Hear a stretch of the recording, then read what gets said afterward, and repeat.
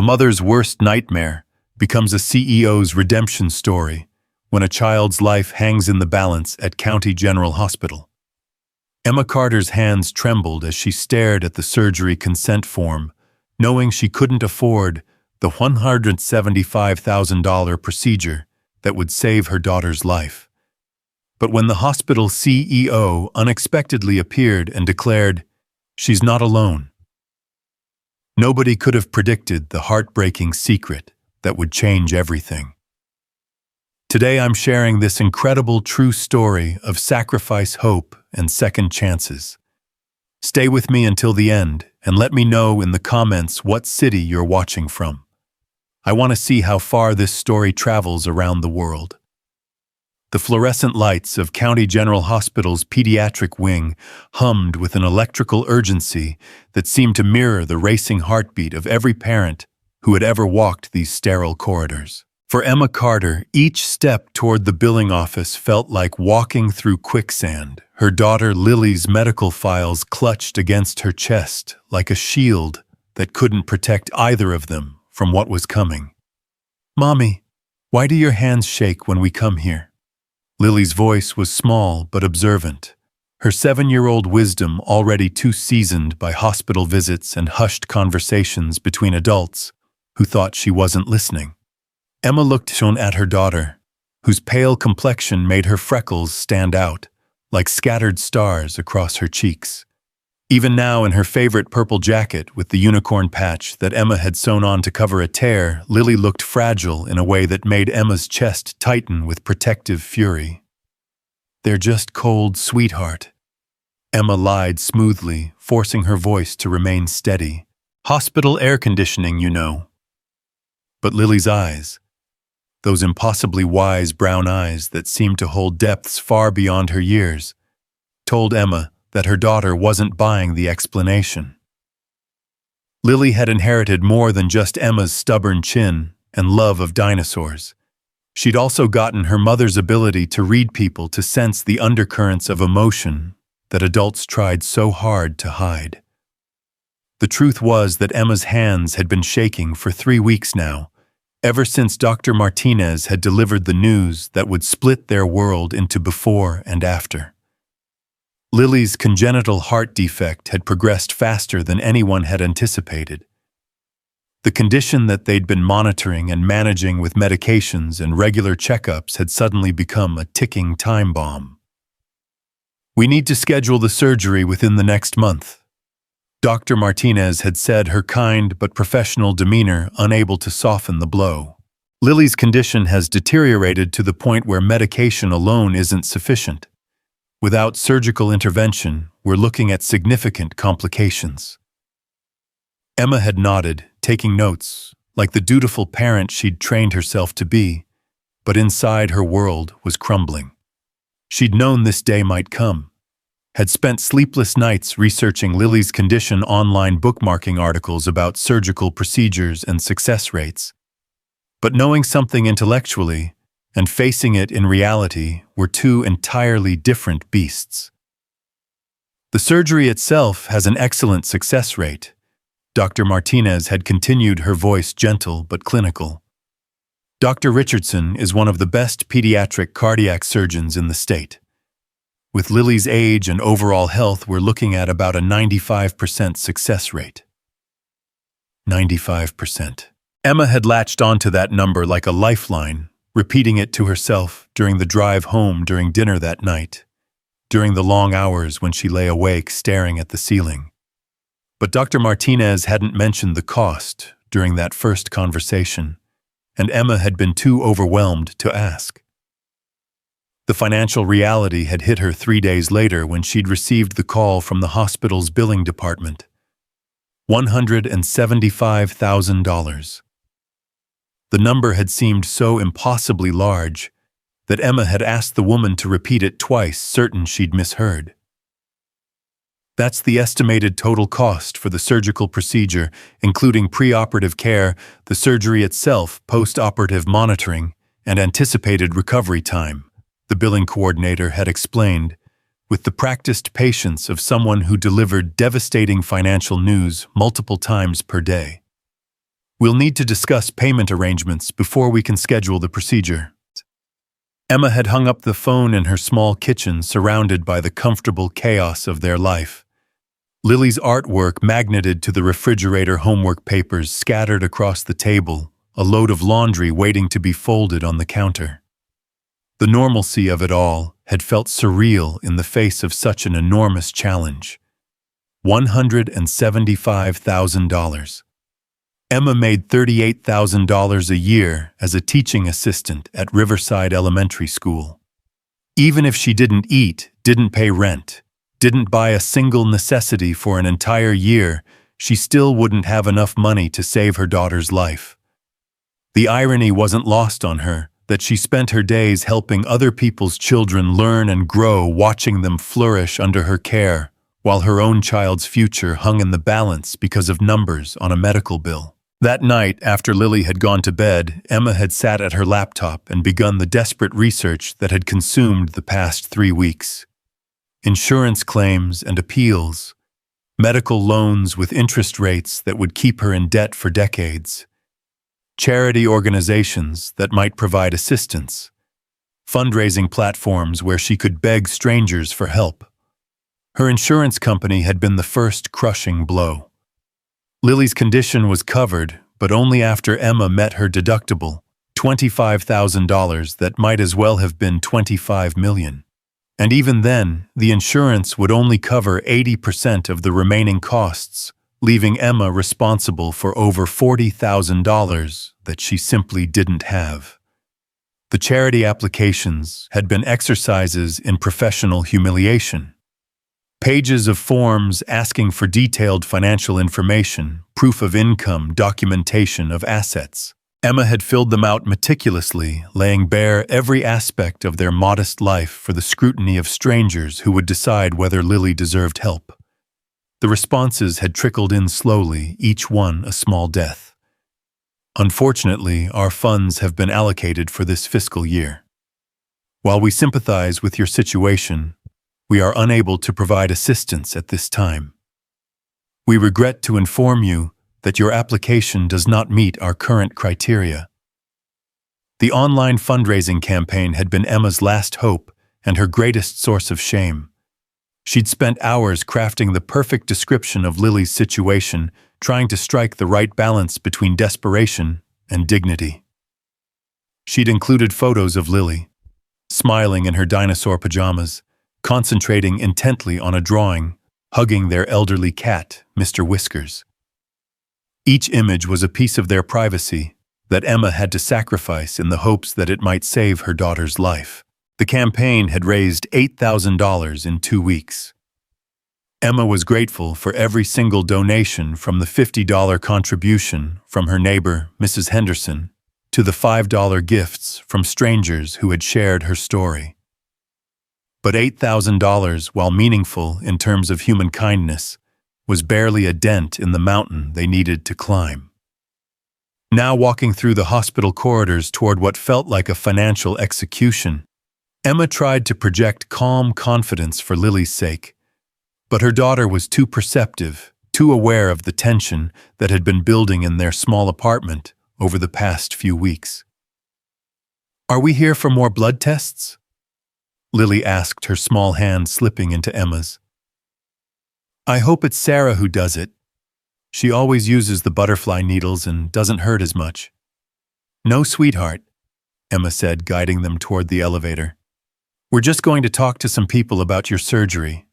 Boring grown-up stuff." Lily nodded solemnly, accepting this explanation with the resignation of a child who had learned that hospitals were full of boring grown-up stuff that somehow always seemed to involve her. She'd been remarkably brave throughout all of this, accepting the dietary restrictions and activity limitations with a maturity that broke Emma's heart. Other 7-year-olds were worried about multiplication tables and playground politics. Lily was learning medical terminology and listening to conversations about surgical procedures. The elevator ride to the 3rd floor felt eternal. Emma watched the numbers climb, 2, 3, and tried to prepare herself for the conversation she was about to have. She'd called ahead and spoken with Mr. Davis from the billing department, explaining her situation and asking if there were any options for families who couldn't afford the full cost up front. Mr. Davis had been polite but clear. "We understand that medical expenses can be challenging," he'd said.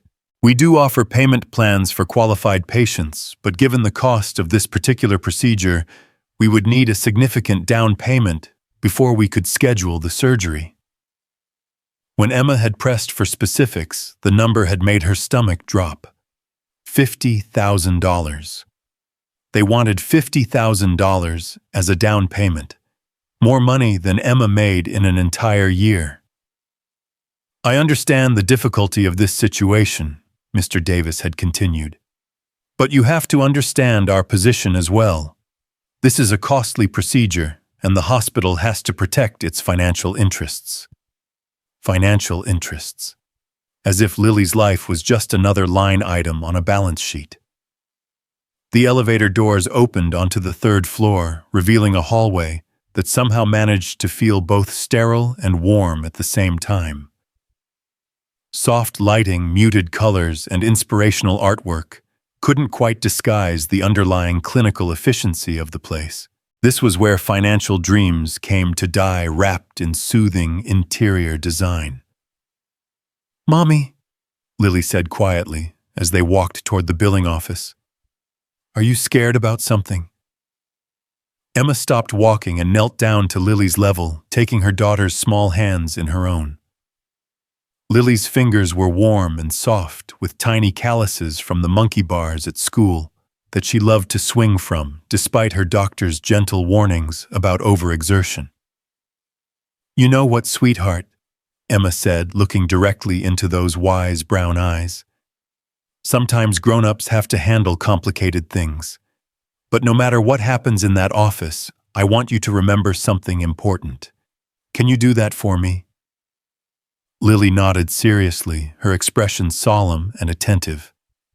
"I want you to remember that there is nothing, absolutely nothing, that I wouldn't do to keep you safe and healthy. Do you understand that, like when you stayed up all night when I had the flu, and you made me soup even though you were tired?" Emma felt her throat tighten with emotion. "Exactly like that, but even bigger. You are the most important thing in my whole world, Lily Carter. More important than money, more important than anything." "Okay." Lily smiled, then the kind of radiant, unself-conscious smile that 7-year-olds give when they feel completely secure in their parents' love. "Okay, Mommy. Can we go talk to the boring grown-ups now? I want to get home in time to watch the dinosaur show." Emma laughed despite everything, standing and taking Lily's hand again. "Yes, we can go talk to the boring grown-ups now." The billing office was exactly what Emma had expected. Fluorescent lighting, beige walls, and the kind of industrial carpeting designed to hide stains and withstand heavy foot traffic. Mr. Davis was waiting for them behind a desk that seemed too large for the small office, his tie perfectly knotted, and his expression professionally sympathetic. "Mrs. Carter," he said, standing to shake her hand, "thank you for coming in. And this must be Lily." Lily hung back slightly, pressing against Emma's side with the instinctive wariness that children develop around adults who seem too interested in them.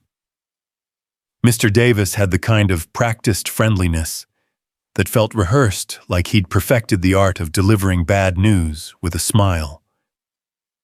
"Please have a seat," Mr. Davis said, gesturing to 2 chairs positioned in front of his desk.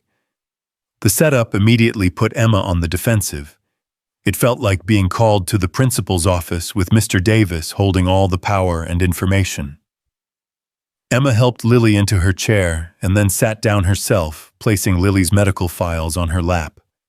She'd organized everything meticulously: insurance documents, specialist reports, Dr. Martinez's surgical recommendation, financial aid applications, and their rejections.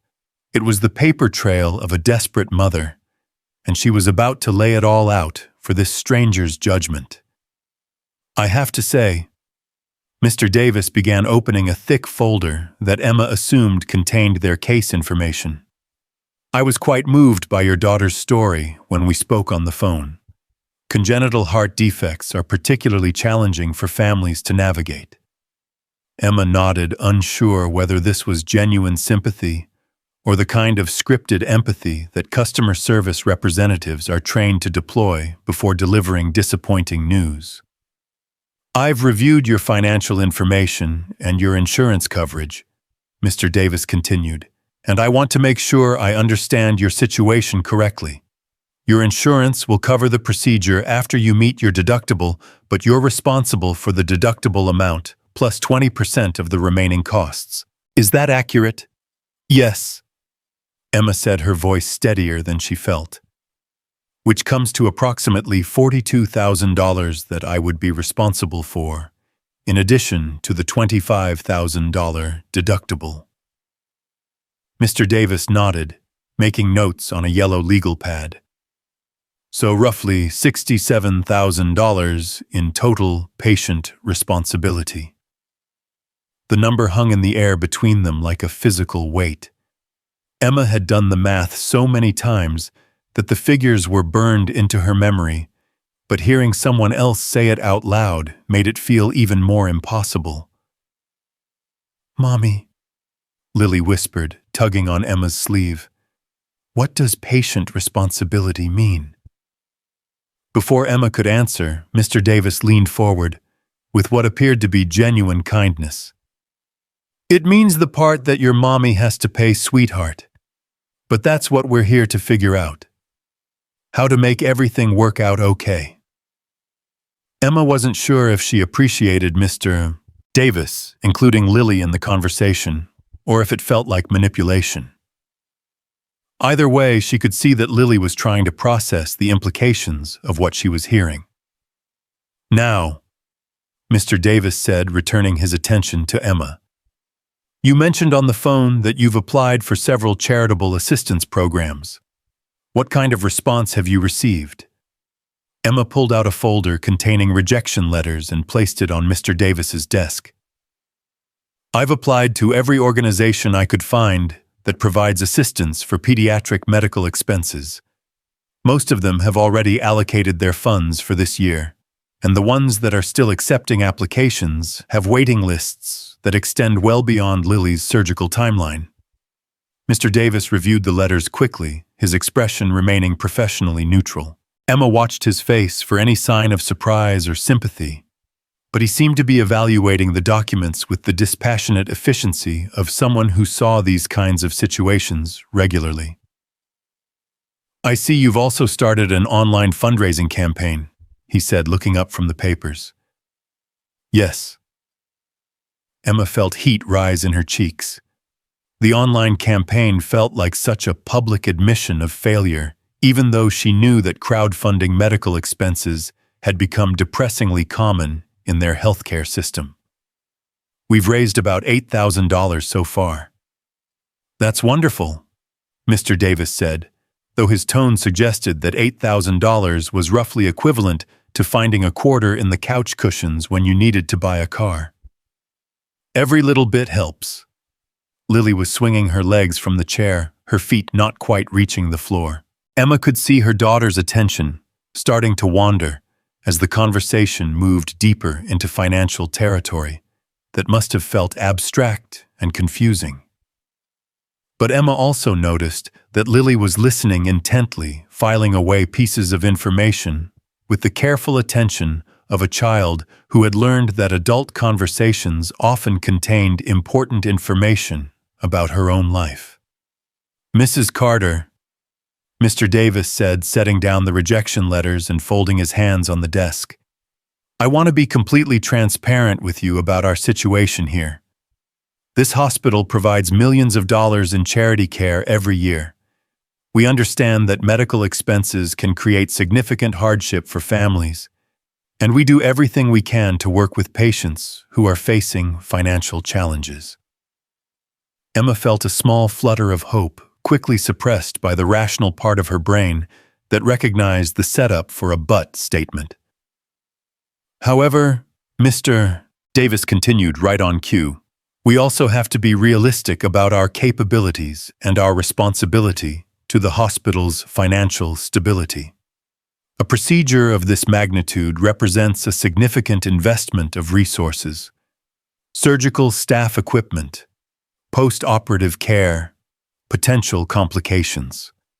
We simply cannot perform a surgery of this cost without some assurance that the expenses will be covered. What kind of assurance? Emma asked, though she was fairly certain she already knew the answer. For a procedure in this cost range, our policy requires a down payment of at least 30% of the total patient responsibility amount. In your case, that would be approximately $20,000. $20,000. Emma's entire annual salary after taxes was barely more than that. She'd known this was coming, but hearing the specific number still felt like a physical blow. Davis, Emma said carefully. I understand the hospital's position, but I think you need to understand mine as well. I work as a teaching assistant. I make $38,000 a year. I have no savings beyond a small emergency fund that I've already depleted dealing with Lily's medical expenses over the past year. I have no family who can help financially. $20,000 might as well $20 million.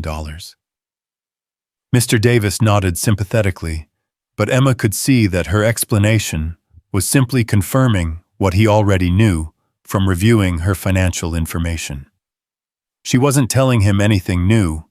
She was just putting a human face on numbers he'd already analyzed.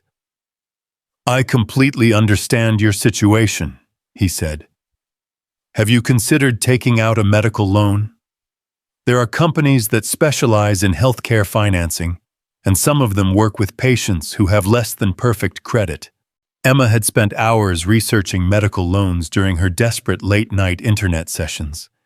The interest rates had been staggering, some as high as 29%. Even if she could qualify for one of the loans, the monthly payments would consume most of her income for years to come. I've looked into medical loans, Emma said. The interest rates would make the payments unmanageable on my salary. I'd essentially be choosing between keeping a roof over Lily's head and paying for her surgery. What about family members who might be willing to co-sign for a loan? There's no one. Emma's voice was flat. She'd been dreading this part of the conversation. Lily's father hasn't been in the picture since she was a baby. My parents died in a car accident when I was 23. I have a sister in Oregon, but she's got her own family and financial struggles. There's no one who can help us. The office fell silent, except for the soft humming of the fluorescent lights and the distant sounds of hospital activity filtering through the closed door. Lily had stopped swinging her legs and was looking back and forth between Emma and Mr. Davis with the focused attention of a child who was beginning to understand that this conversation was about more than just boring grown-up stuff. Mommy, Lily said quietly, are they saying they can't fix my heart? The question hit Emma like a physical blow. She looked down at her daughter. This brave, brilliant, funny little girl who loved dinosaurs and terrible jokes and insisted on wearing mismatched socks because she thought it was more interesting than matching ones. Lily was watching her with those wise brown eyes, waiting for an answer that Emma didn't know how to give. That's not what they're saying, sweetheart, Emma managed, though the words felt clumsy and inadequate. Mr. Davis cleared his throat. Actually, Mrs. Carter, I think this might be a good time to discuss the medical necessity protocols. When a case involves a minor and the condition is deemed immediately life-threatening, there are sometimes options we can explore. Emma felt another small flutter of hope. What kind of options? Well, if Dr. Martinez were to classify Lily's condition as an emergency requiring immediate intervention, that would change some of our protocols. Emergency procedures have different financial requirements than elective surgeries. But Dr. Martinez said we had about a month. Emma said, confused. Doesn't that mean it's not considered an emergency? Medical emergencies are classified based on specific criteria, Mr. Davis explained. It's not just about timeline. It's about the immediate risk to the patient's health and life. I would need to review Lily's most recent test results and consult with Dr. Martinez about the current status of her condition. Emma realized that she was holding her breath. The possibility that Lily's surgery might qualify as an emergency felt like a lifeline, but she was afraid to grab onto it too tightly in case it turned out to be another false hope. What would that mean exactly? She asked. If it were classified as an emergency, emergency procedures have different payment requirements, Mr. Davis said carefully. We would still need to work out a payment plan for your portion of the costs, but the down payment requirements are significantly reduced.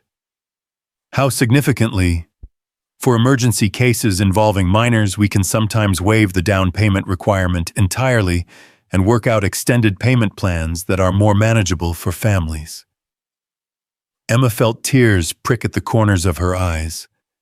For the first time in 3 weeks, someone was offering her a path forward that didn't require her to perform financial miracles or beg strangers for money. What do we need to do? She asked. I'll need to contact Dr. Martinez and have her review Lily's most recent test results, Mr. Davis said, making notes on his legal pad.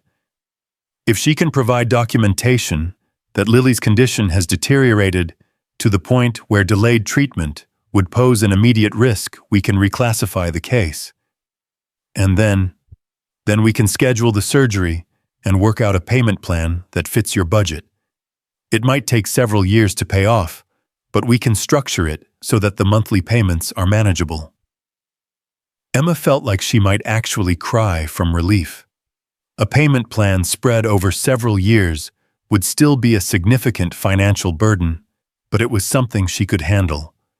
It was a path forward that didn't require her to choose between her daughter's life and their financial survival. How long will it take to get Dr. Martinez's review? Emma asked. I can contact her office this afternoon, Mr. Davis said.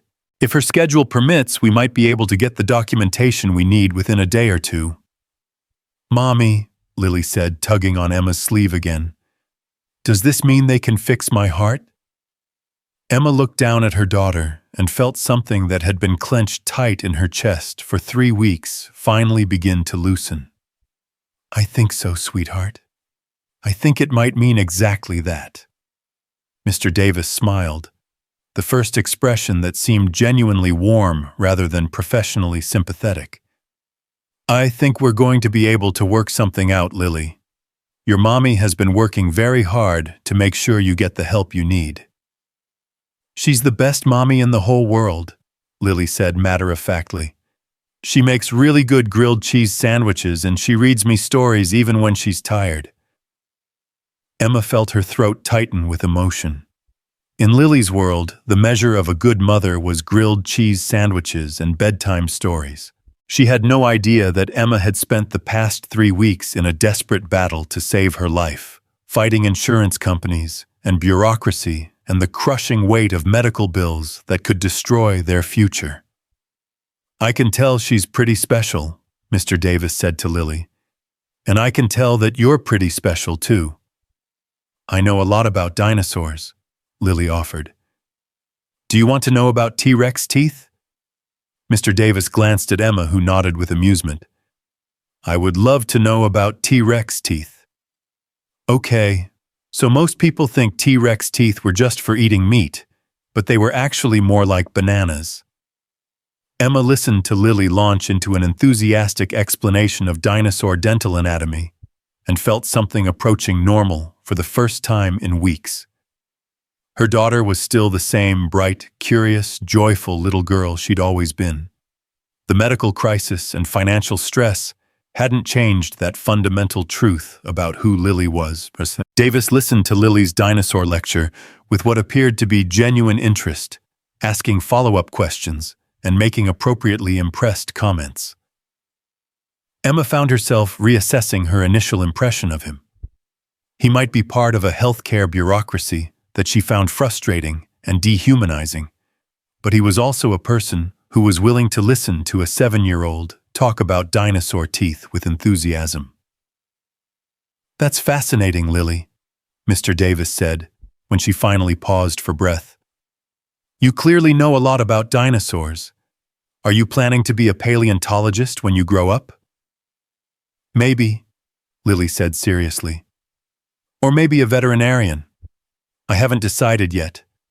I want to help animals, but I also want to learn about the really old ones." "Those are both excellent choices," Mr. Davis said. "And you know what? With your new healthy heart, you'll be able to do anything you want to do." Emma felt tears threaten again, the casual confidence in his voice, "with your new healthy heart," made it sound like Lily's surgery was already a foregone conclusion rather than a financial obstacle course they were still trying to navigate. "Mr. Davis," Emma said, "I can't tell you how much this means to us. Just having a path forward, having someone willing to work with us. It's more than I dared to hope for." "Mrs. Carter," he said, looking directly at her with an expression that was both professional and genuinely kind. "I became a hospital administrator because I believe that healthcare should be accessible to everyone regardless of their financial situation. Cases like Lily's remind me why that matters." Emma nodded, not trusting herself to speak without crying. She'd spent so many weeks feeling like she was battling an uncaring system that saw Lily as nothing more than a collection of billing codes and payment procedures. To find someone within that system who was willing to advocate for them felt like discovering an oasis in the desert. "What happens next?" Emma asked when she'd regained her composure. "I'll contact Dr. Martinez's office as soon as you leave," Mr. Davis said, making more notes. "I'll explain the situation and ask her to review Lily's most recent test results with an eye toward emergency classification. If she agrees that the surgery should be considered urgent, I can start the paperwork to reclassify the case. And then we schedule the surgery and work out a payment plan. I'll need to review your income and expenses in detail to determine what kind of monthly payment would be realistic for your budget, but I'm confident we can find something that works." Emma felt a weight lifting from her shoulders that she hadn't even realized she'd been carrying. For 3 weeks, she'd felt like she was drowning in an ocean of impossible choices and financial barriers. Now finally someone was throwing her a life preserver. "Is there anything else I need to do?" she asked. "Just wait for me to contact Dr. Martinez. I should have an answer for you by tomorrow afternoon at the latest. In the meantime, try not to worry too much. We're going to take care of Lily." Emma stood up, helping Lily down from her chair. Her daughter immediately slipped her small hand into Emma's, a gesture that had become automatic over the years of medical appointments and hospital visits. "Thank you," Emma said to Mr. Davis, extending her free hand to shake his. "I don't think you understand how much this means to us."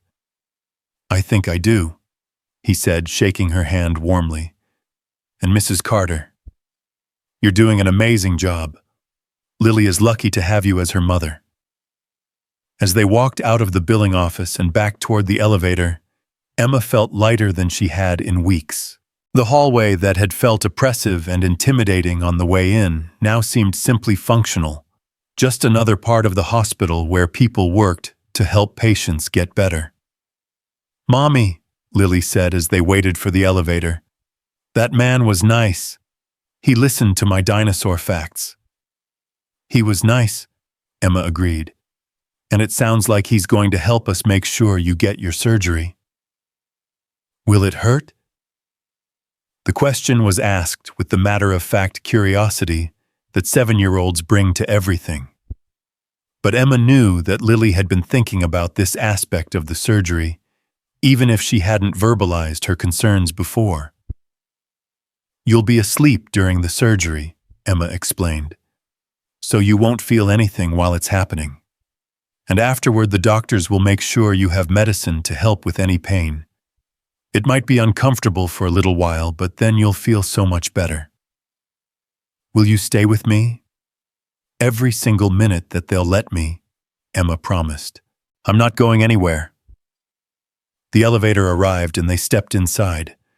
As the doors closed and they began their descent to the ground floor, Emma allowed herself to feel something she hadn't dared to experience in weeks, hope.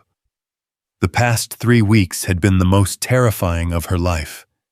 She'd faced the possibility that her daughter might die, not because medical science couldn't help her, but because Emma couldn't afford to save her. The injustice of it had felt crushing. The idea that in a wealthy country with advanced medical technology, a child's life could hang in the balance because of numbers on a billing statement. But now finally there was a path forward. It would still be financially challenging.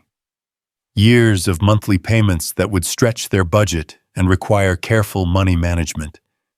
But it was manageable. It was possible. And most importantly, it meant that Lily would get the surgery she needed. As they walked through the hospital lobby toward the exit, Emma felt like she was seeing everything with new eyes. The families sitting in the waiting areas, the staff moving purposefully through the corridors, the volunteers at the information desk. They were all part of a system that was trying to help people, even when that system sometimes felt impersonal and overwhelming. Can we stop for ice cream on the way home? Lily asked as they pushed through the glass doors into the afternoon sunshine. Emma laughed, the sound surprising her with its lightness.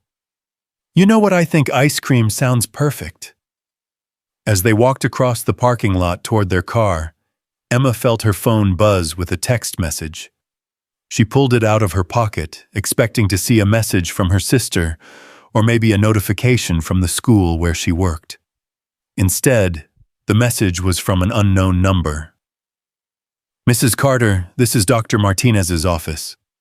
Dr. Martinez would like to meet with you first thing tomorrow morning to discuss Lily's case. Please call to confirm. This is regarding the emergency classification review. Emma stopped walking, staring at the message in disbelief. Tomorrow morning.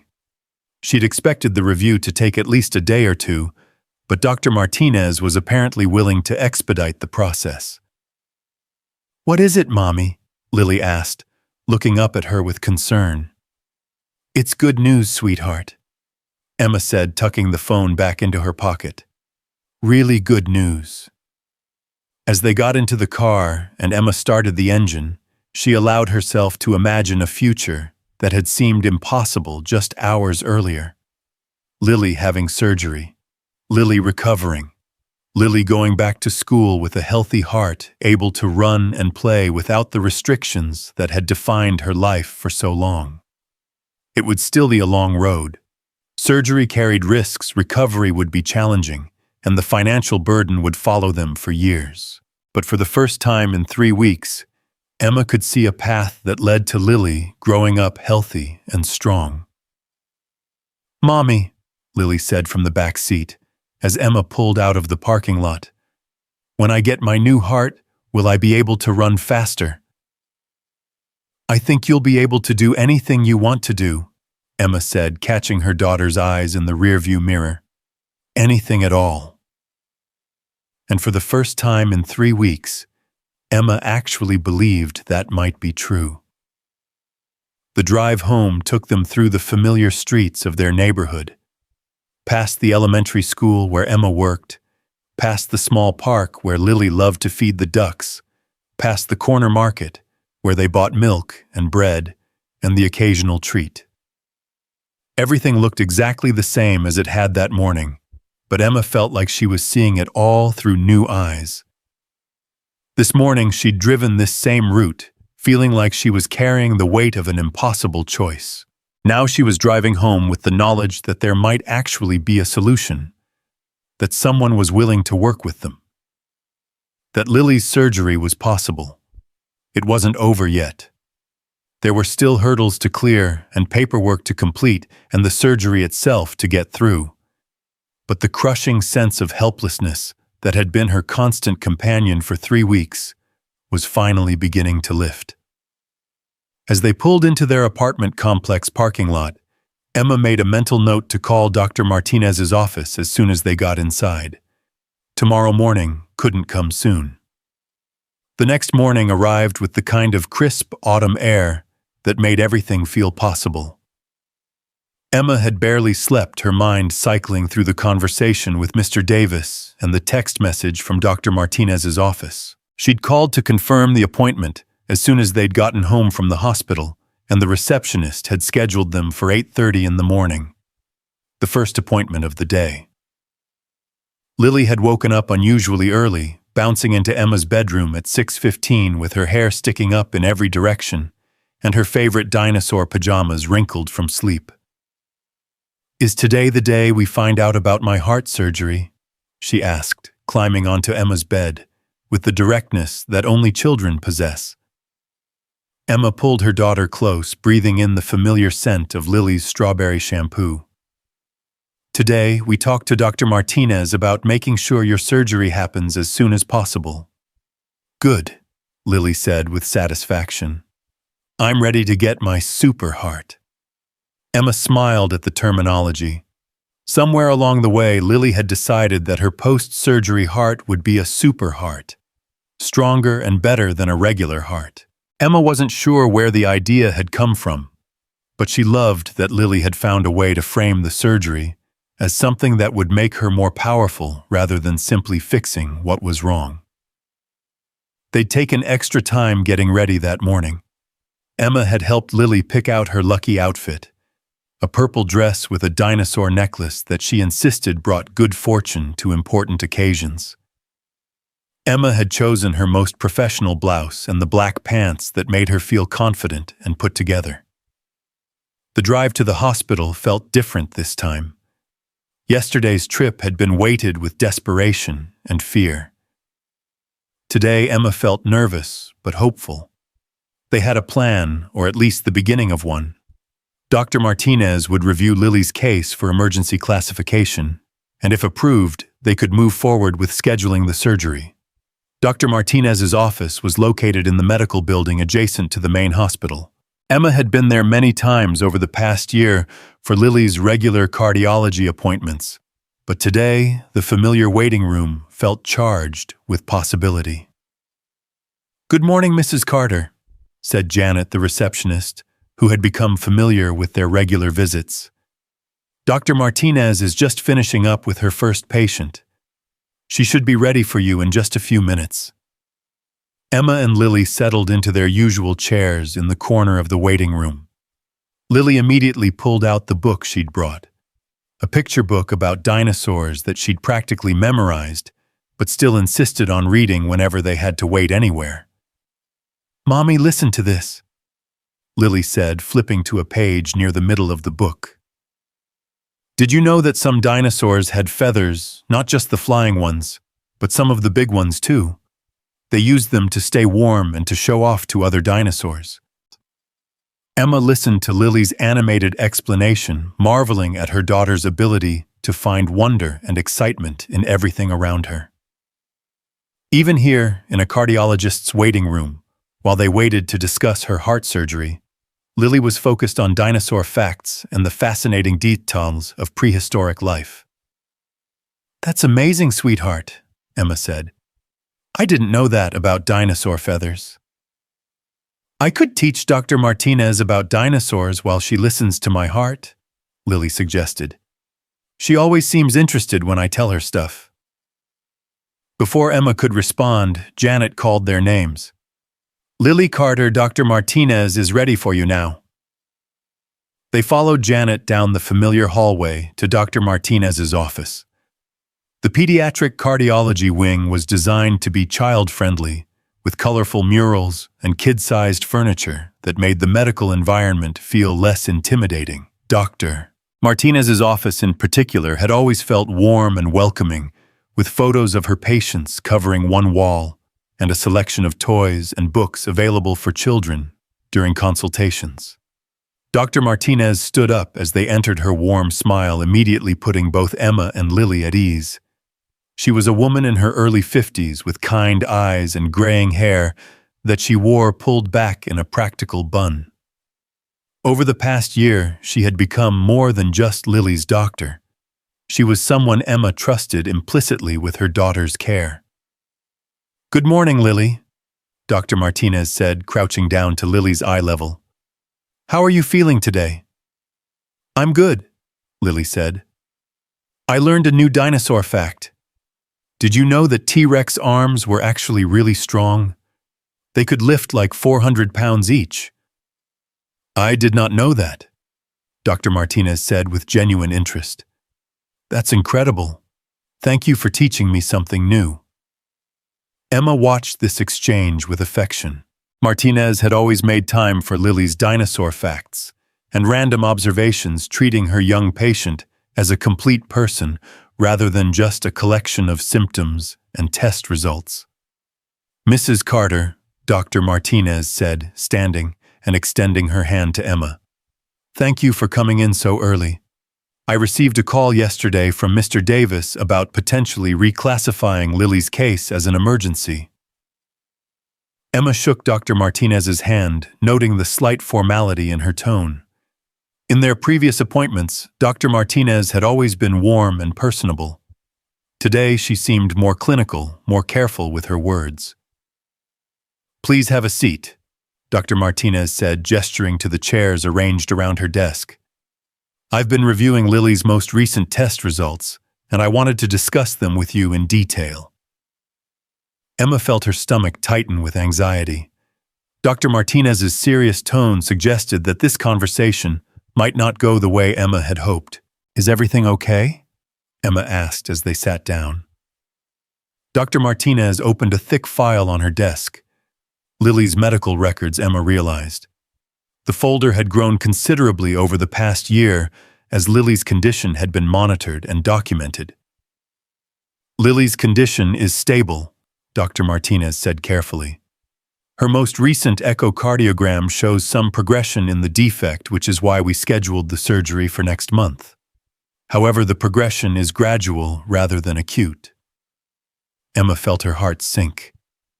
What does that mean for the emergency classification? Dr. Martinez looked uncomfortable, her professional demeanor clearly struggling with what appeared to be personal sympathy for their situation. "Unfortunately," she said slowly, "while Lily's surgery is definitely necessary and time-sensitive, her current condition doesn't meet the clinical criteria for emergency classification. An emergency case would involve immediate risk of cardiac failure or life-threatening complications. Lily's condition, while serious, is stable enough that a few weeks' delay wouldn't pose an immediate danger." The words hit Emma like a physical blow. After yesterday's hope, after the possibility that Mr. Davis had presented, she was back to facing the original financial impossibility. "But you said she needed surgery within a month," Emma said, her voice tight with controlled panic. "She does need surgery within a month," Dr. Martinez confirmed. "But there's a difference between medically urgent and medically emergent. Emergency classification is reserved for cases where delay would result in immediate life-threatening complications." Emma stared at Dr. Martinez, trying to process what she was hearing. Lily needed surgery, but not urgently enough to qualify for the financial assistance that would make the surgery possible. It was a bureaucratic catch-22 that could cost her daughter's life.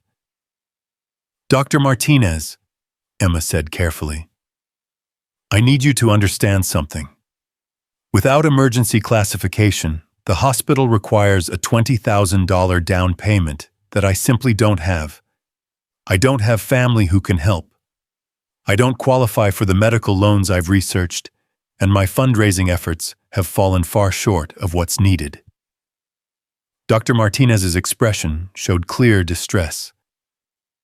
"Mrs. Carter, I understand the financial challenges you're facing, and I wish I could help, but I can't ethically classify a case as an emergency when it doesn't meet the medical criteria." "So what are my options?"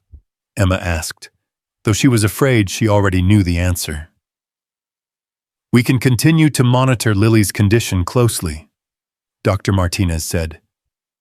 If there's any change that would warrant emergency classification, we would move immediately. In the meantime, you could continue pursuing financial assistance options. Emma felt the walls closing in around her again. The hope that had sustained her through the night was crumbling, leaving her back where she started, facing an impossible choice between her daughter's life and financial reality.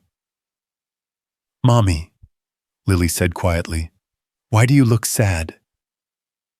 Emma looked down at her daughter, who was watching the conversation with the focused attention of a child who understood that something important was being discussed, even if she couldn't follow all the details. "I'm not sad, sweetheart," Emma lied.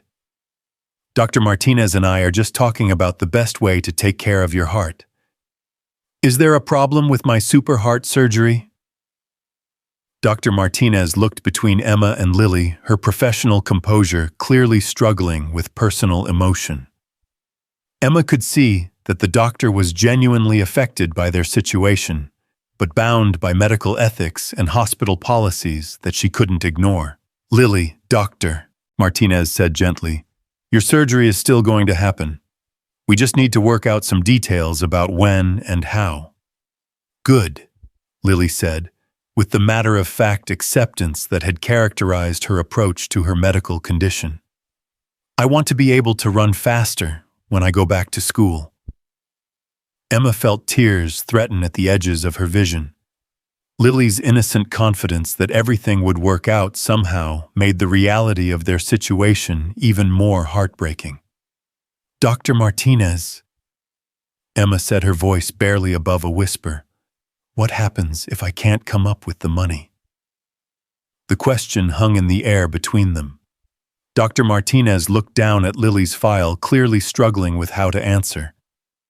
"Mrs. Carter," she said finally, "I believe we'll find a way to make this work. There are sometimes options that aren't immediately apparent." It was a non-answer, Emma realized. Martinez couldn't or wouldn't tell her what would happen if the financial barriers proved insurmountable. But the implication was clear. Without the money, there would be no surgery. "Can I listen to my heart?" Lily asked, suddenly breaking the tension in the room. "Of course," Dr. Martinez said, seeming grateful for the change of subject. "Would you like to lie down on the examination table?" Lily hopped up from her chair and climbed onto the examination table with practiced ease. Over the past year, she'd become completely comfortable with the routine of cardiac appointments. Blood pressure checks, echocardiograms, listening to her heartbeat with the stethoscope. Dr. Martinez pulled out her stethoscope and warmed the chest piece with her hands before placing it on Lily's chest. This was always Lily's favorite part of the appointment. She loved hearing her own heartbeat and asking questions about what Dr. Martinez could hear. "What does it sound like today?" Lily asked. "It sounds like a strong, brave heart that's working very hard," Dr. Martinez said. "Can you take a deep breath for me?" Emma watched the familiar routine, trying to focus on the normalcy of it rather than the crushing weight of their financial situation. This was still her daughter, still the same bright, curious child she'd always been. The surgery would happen somehow. It had to. "Dr. Martinez," Lily said, as the examination continued, "when I get my super heart, will it sound different?" "It will probably sound stronger and more regular," Dr. Martinez said. "Right now, your heart has to work extra hard because of the way it's built. After surgery, it won't have to work so hard, so it will beat more efficiently. Like a car engine that gets fixed." "Exactly like that," Dr. Martinez said with a smile. "Your heart is a muscle, just like an engine is a machine. Sometimes both need to be repaired to work their best." Emma found herself smiling despite everything. Lily's ability to understand complex medical concepts through simple analogies never ceased to amaze her. Her daughter was going to grow up to be an incredible woman, if Emma could figure out how to get her the surgery she needed. "All done," Dr. Martinez said, helping Lily sit up on the examination table. Your heart sounds exactly like I expected it to sound. Is that good or bad? Lily asked. It's exactly what I expected, Dr. Martinez said diplomatically, which means we're right on track with our plan for your surgery. Emma helped Lily down from the examination table, her mind racing through possibilities. If emergency classification wasn't an option, what else could she do? Were there other assistance programs she hadn't found? Other sources of funding she hadn't considered? Dr. Martinez, Emma said, as they prepared to leave. Is there anything else you can think of that might help our situation? Any other options I should be exploring? Dr. Martinez paused, seeming to consider the question carefully. Mrs. Carter, I want you to know that I'm going to make some calls today. There are sometimes resources available through the hospital foundation or through connections with other medical institutions. I can't make any promises, but I want to explore every possible option. It wasn't much, but it was something. Emma felt a small flicker of hope that she was afraid to acknowledge too fully. Thank you, Emma said. I know you're doing everything you can. I am, Dr. Martinez said firmly. And Mrs. Carter, don't give up. Sometimes solutions come from unexpected places. As they walked back through the waiting room toward the exit, Emma's phone buzzed with an incoming call. She glanced at the caller ID and saw that it was Mr. Davis from the hospital billing department. Mrs. Carter. Mr. Davis's voice sounded strained when she answered. I heard back from Dr. Martinez about the emergency classification.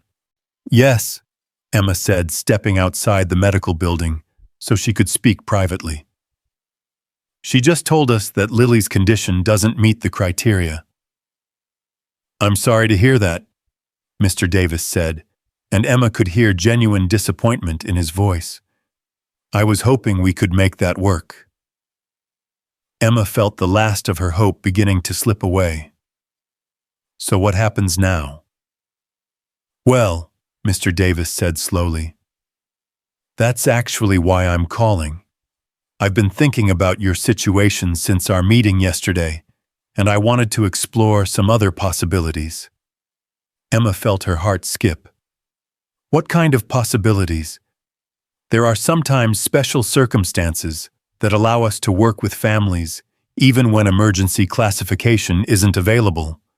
I'd like to meet with you again if you're willing. This afternoon, if possible. Of course, Emma said immediately. What time? Could you come in around 2 o'clock? I want to have some additional information available before we meet.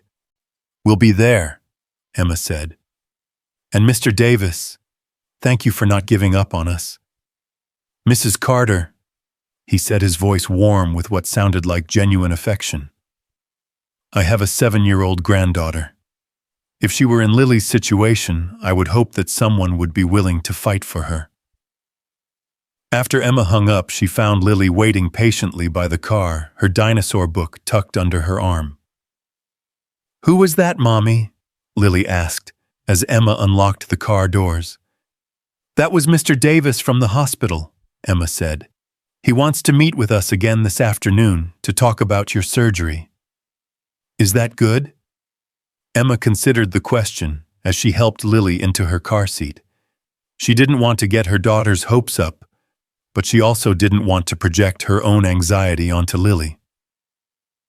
I think it might be good, Emma said carefully. Mr. Davis is trying very hard to help us figure things out. Good, Lily said with satisfaction. I like him. He listened to my dinosaur facts. The drive home gave Emma time to think about the morning's developments. Dr. Martinez's inability to classify Lily's case as an emergency had been a crushing blow, but the doctor's promise to make calls and explore other options provided some hope, and Mr. Davis's request for another meeting suggested that he hadn't given up on finding a solution. Emma realized that she was learning to navigate in a world of small hopes and incremental progress. The dramatic resolution she'd been hoping for emergency classification leading to immediate surgery scheduling wasn't going to happen. But that didn't mean there were no options left. When they got home, Emma made Lily lunch and tried to keep their afternoon routine as normal as possible. Lily worked on a coloring book at the kitchen table, while Emma paid bills and caught up on household tasks. The normalcy of it felt both comforting and surreal, making peanut butter and jelly sandwiches while her daughter's life hung in the balance of hospital billing policies. "Mamicha," Lily said, looking up from her coloring book. "Can I ask you something?" "Of course, sweetheart. What is it? Are you worried about my surgery?" The question was asked with the straightforward curiosity that characterized most of Lily's inquiries, but Emma could see something deeper in her daughter's eyes.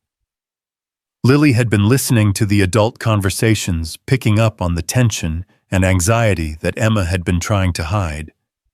Emma set down the dish she'd been washing and sat down next to Lily at the kitchen table. "You know what, Lily, I am a little worried, but not about the surgery itself." "What are you worried about?" Emma chose her words carefully. Lily was 7 years old enough to understand some of the truth, but not old enough to carry the full weight of their financial crisis. You know how sometimes when you want something really expensive like that big dinosaur set at the toy store, we have to save up money for it? Lily nodded. "Like how I saved my allowance for 3 months to buy the T-Rex model." "Exactly like that," Emma said. "Well, your surgery costs a lot of money, and Mommy is working very hard to figure out how to pay for it." "Is that why we keep going to meetings with grown-ups?" "Yes," Emma said. "That's exactly why. All those grown-ups are trying to help us figure out how to make your surgery happen." Lily considered this information with the seriousness she brought to all important topics. "Are you scared we can't pay for it?" Emma felt her throat tighten. Lily's perceptiveness continued to astound her. Her daughter had identified the core of Emma's fear with devastating accuracy. "I'm not scared," Emma said, though the words felt like a lie, even as she spoke them. "I'm determined." "Do you know what that means?" "It means you're not going to give up." "That's exactly what it means," Emma said, pulling Lily onto her lap. "I am never, ever going to give up on making sure you get the help you need." "Good," Lily said, leaning back against Emma's chest. "Because I really want my super heart." Emma held her daughter close, breathing in the familiar scent of her hair and feeling the steady rhythm of Lily's heartbeat against her own chest. That heart, brave and strong but flawed, would be fixed. Emma would find a way no matter what it took. The afternoon passed slowly. Emma found herself watching the clock counting down the hours until their 2 o'clock meeting with Mr. Davis. She tried to keep busy with household tasks, but her mind kept cycling through possibilities and scenarios. At 1:30, they got back in the car for the drive to the hospital. Lily had insisted on bringing her dinosaur book again, along with a small toy dinosaur that she claimed brought good luck to important meetings. "Do you think Mr. Davis will want to hear more dinosaur facts?" Lily asked as they walked through the hospital lobby. "I think Mr. Davis would love to hear more dinosaur facts," Emma said. "But let's see what he needs to talk about first, okay?" The billing office felt different this time. Yesterday, Emma had approached it with desperate hope tempered by fear. Today, she felt more realistic about the challenges they faced, but also more determined to find a solution. Mr. Davis was waiting for them, but he wasn't alone. Seated next to his desk was a woman Emma didn't recognize, professionally dressed with kind eyes and graying hair pulled back in an elegant chignon. "Mrs. Carter," Mr. Davis said, standing as they entered.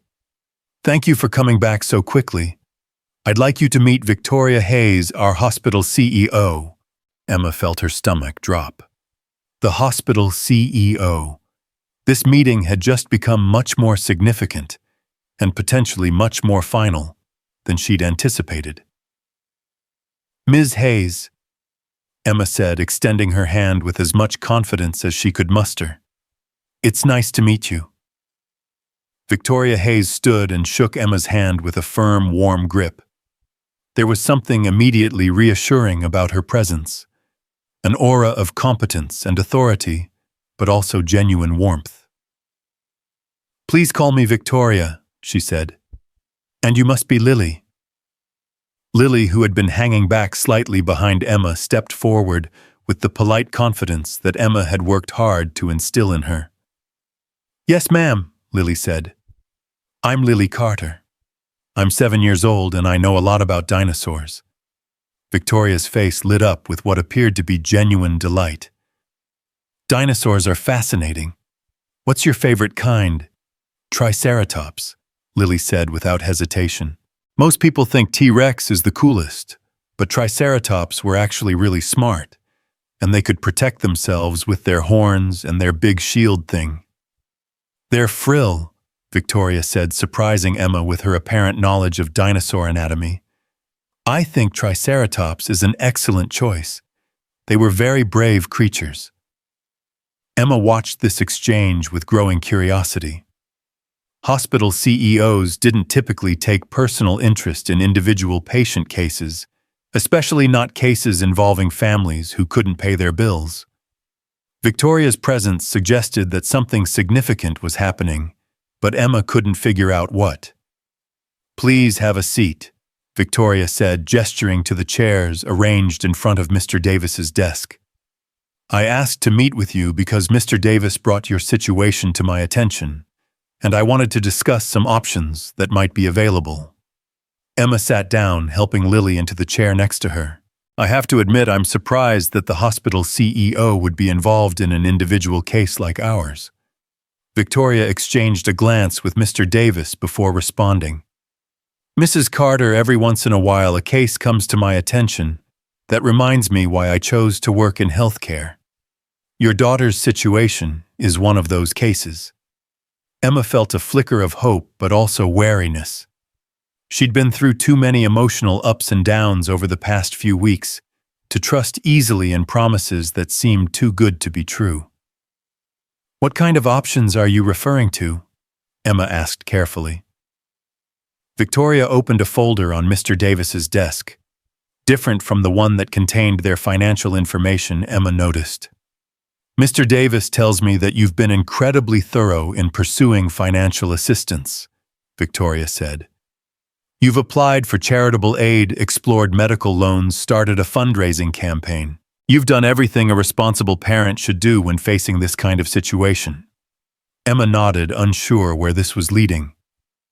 "He also tells me that Dr. Martinez was unable to classify Lily's case as a medical emergency, which eliminates some of our standard options for financial assistance." "That's correct," Emma said. "Dr. Martinez explained that while Lily's surgery is urgent, it doesn't meet the specific criteria for emergency classification." Victoria nodded thoughtfully. "Sometimes, Mrs. Carter, the most important work we do in healthcare happens in the spaces between policies and procedures, the cases that don't fit neatly into predefined categories." Emma felt her heart begin to race. Victoria's words suggested that she might be willing to work outside the standard hospital policies, but Emma was afraid to hope too much.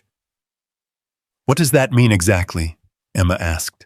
"It means," Victoria said, her voice taking on a tone of quiet authority, "that I'm prepared to authorize Lily's surgery under our charitable care provisions regardless of your ability to pay up front."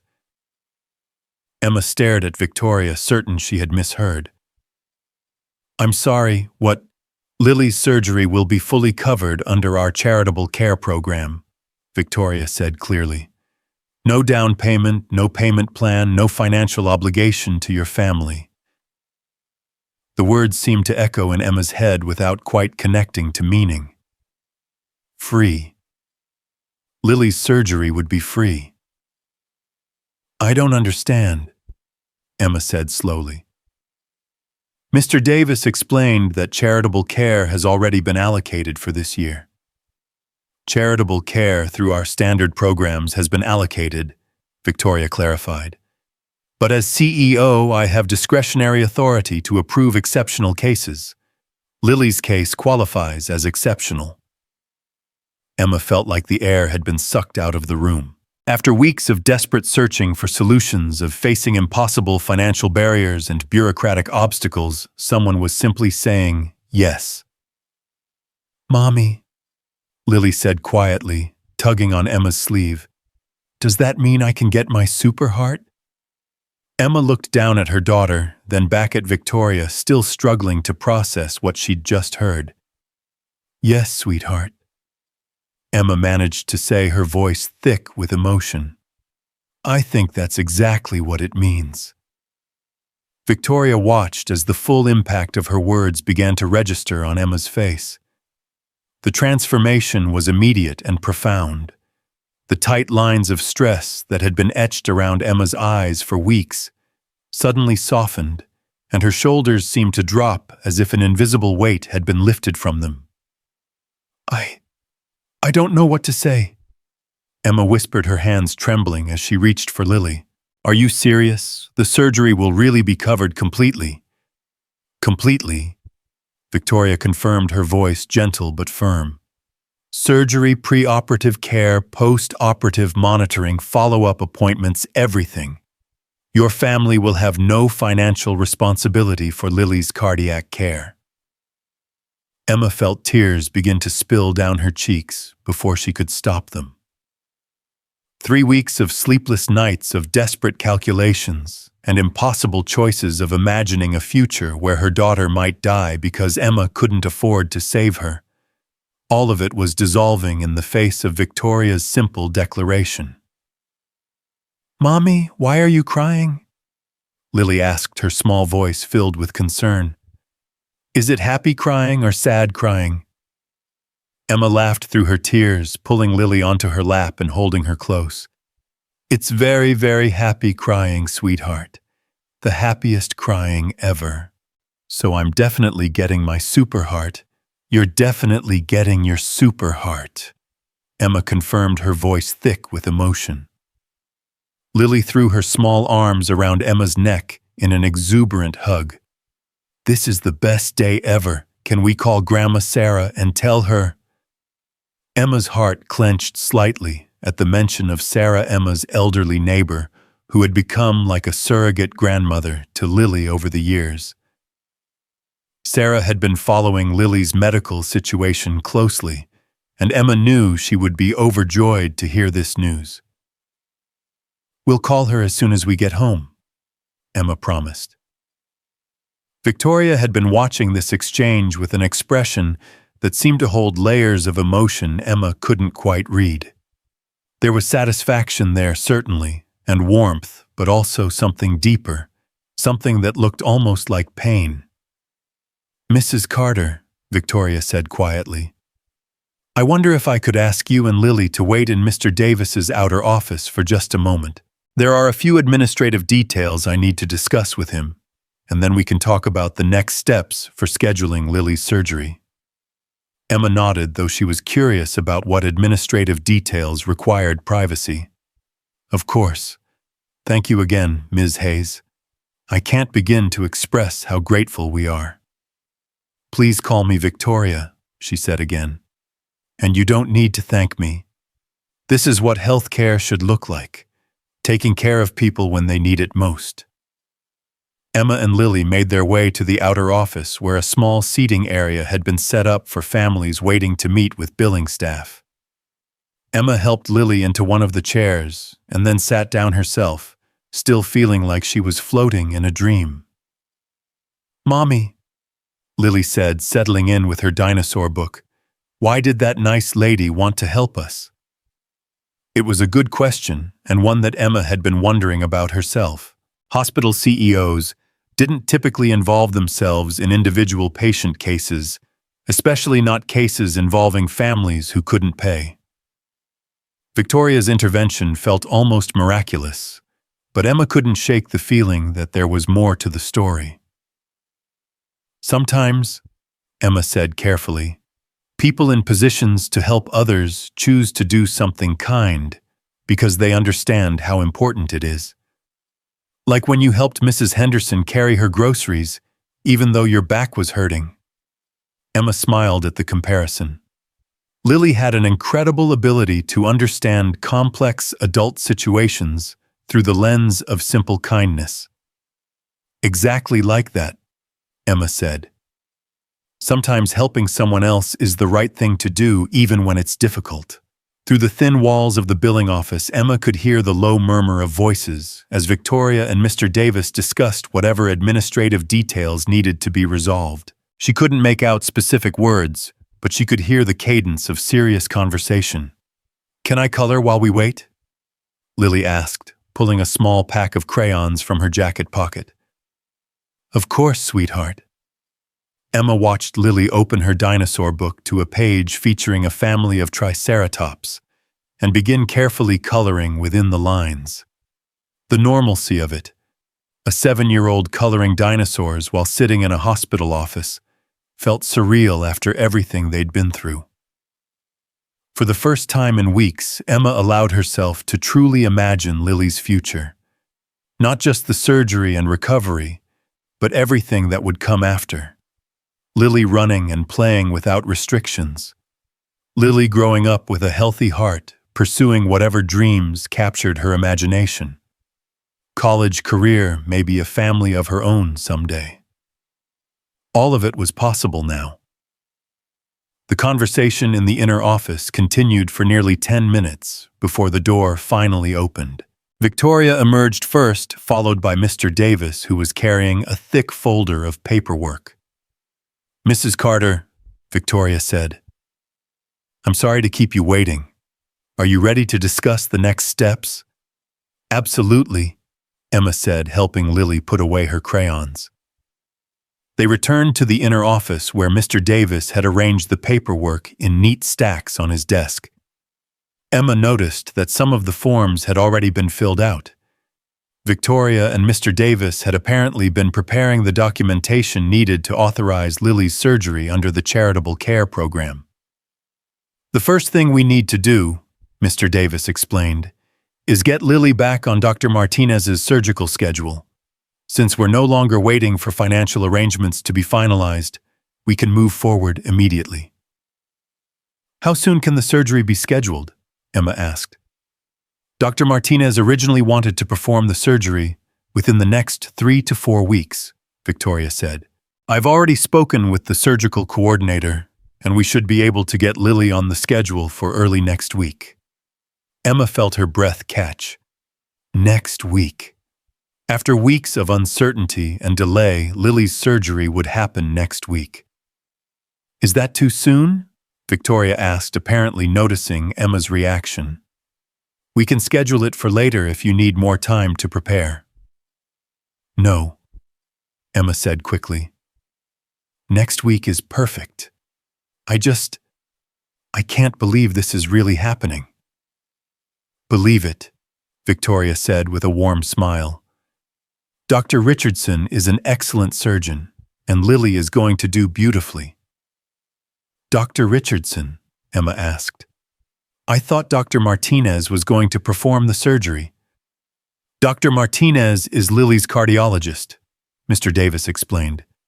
"She'll be involved in all aspects of Lily's care, but the actual surgery will be performed by Dr. Richardson, who is our chief of pediatric cardiac surgery."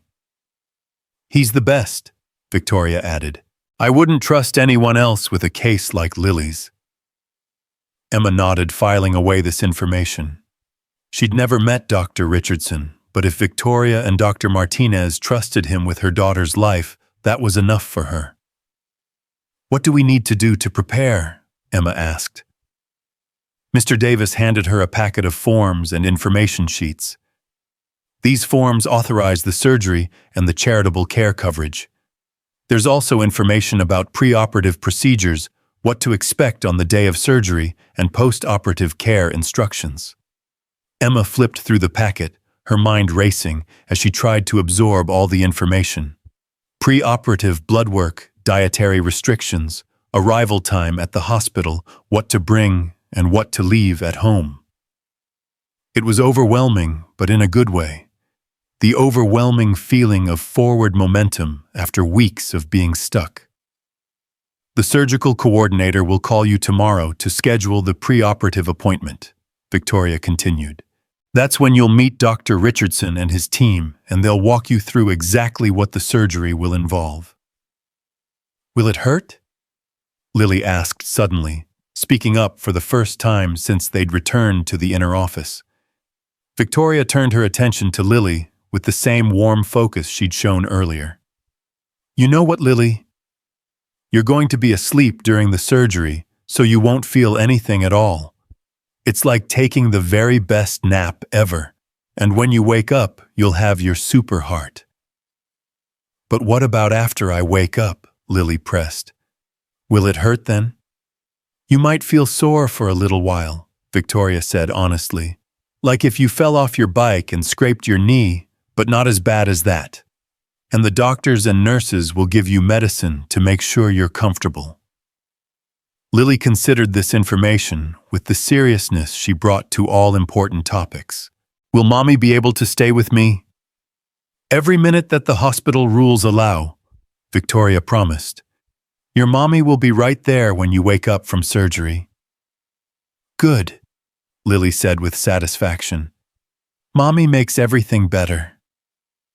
Emma felt her throat tighten with emotion again. Lily's complete faith in her ability to make everything better was both touching and terrifying.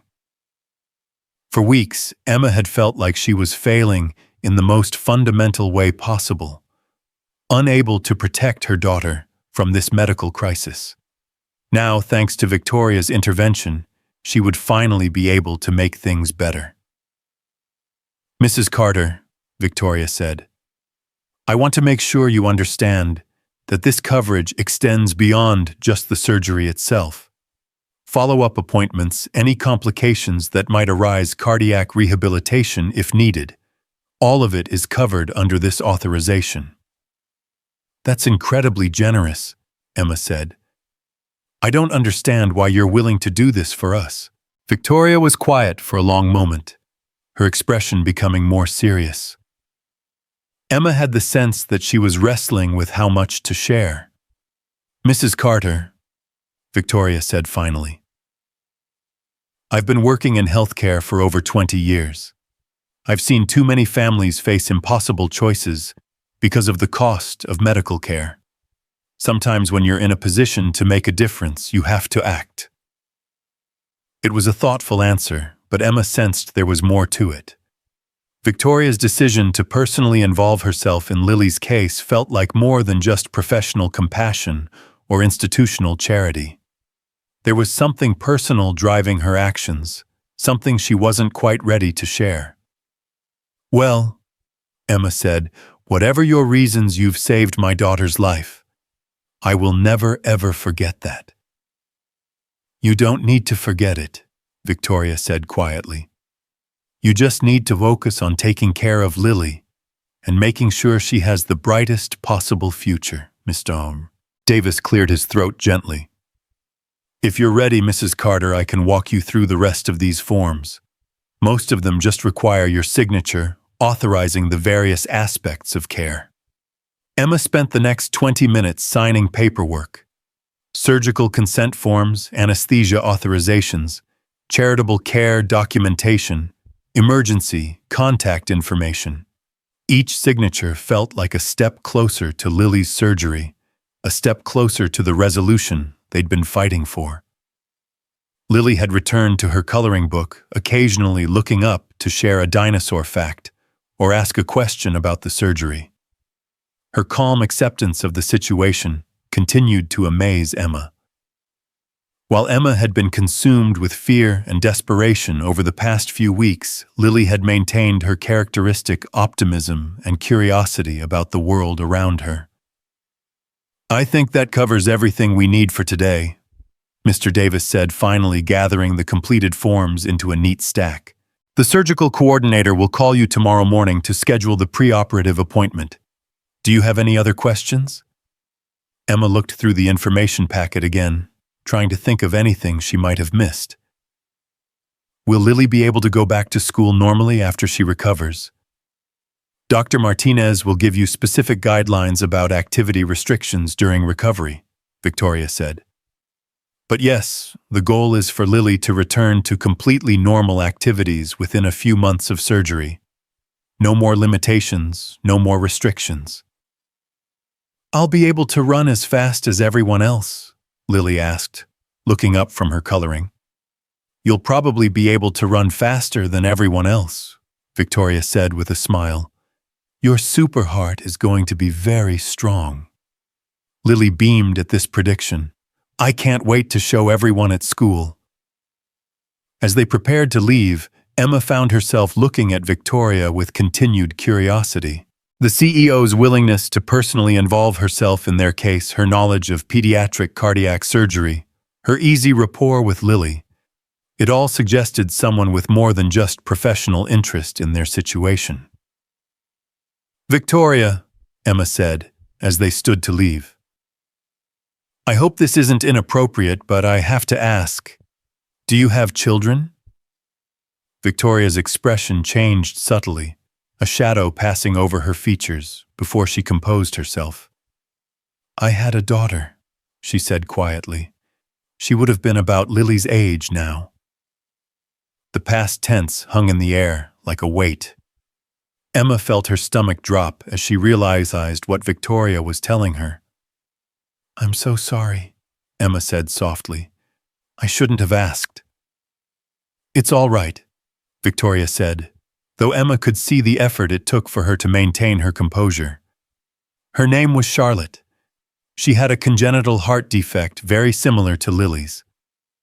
Emma felt like the pieces of a puzzle were suddenly clicking into place. Victoria's personal investment in Lily's case, her detailed knowledge of pediatric cardiac surgery, her determination to ensure that Lily received the care she needed, it all made sense now.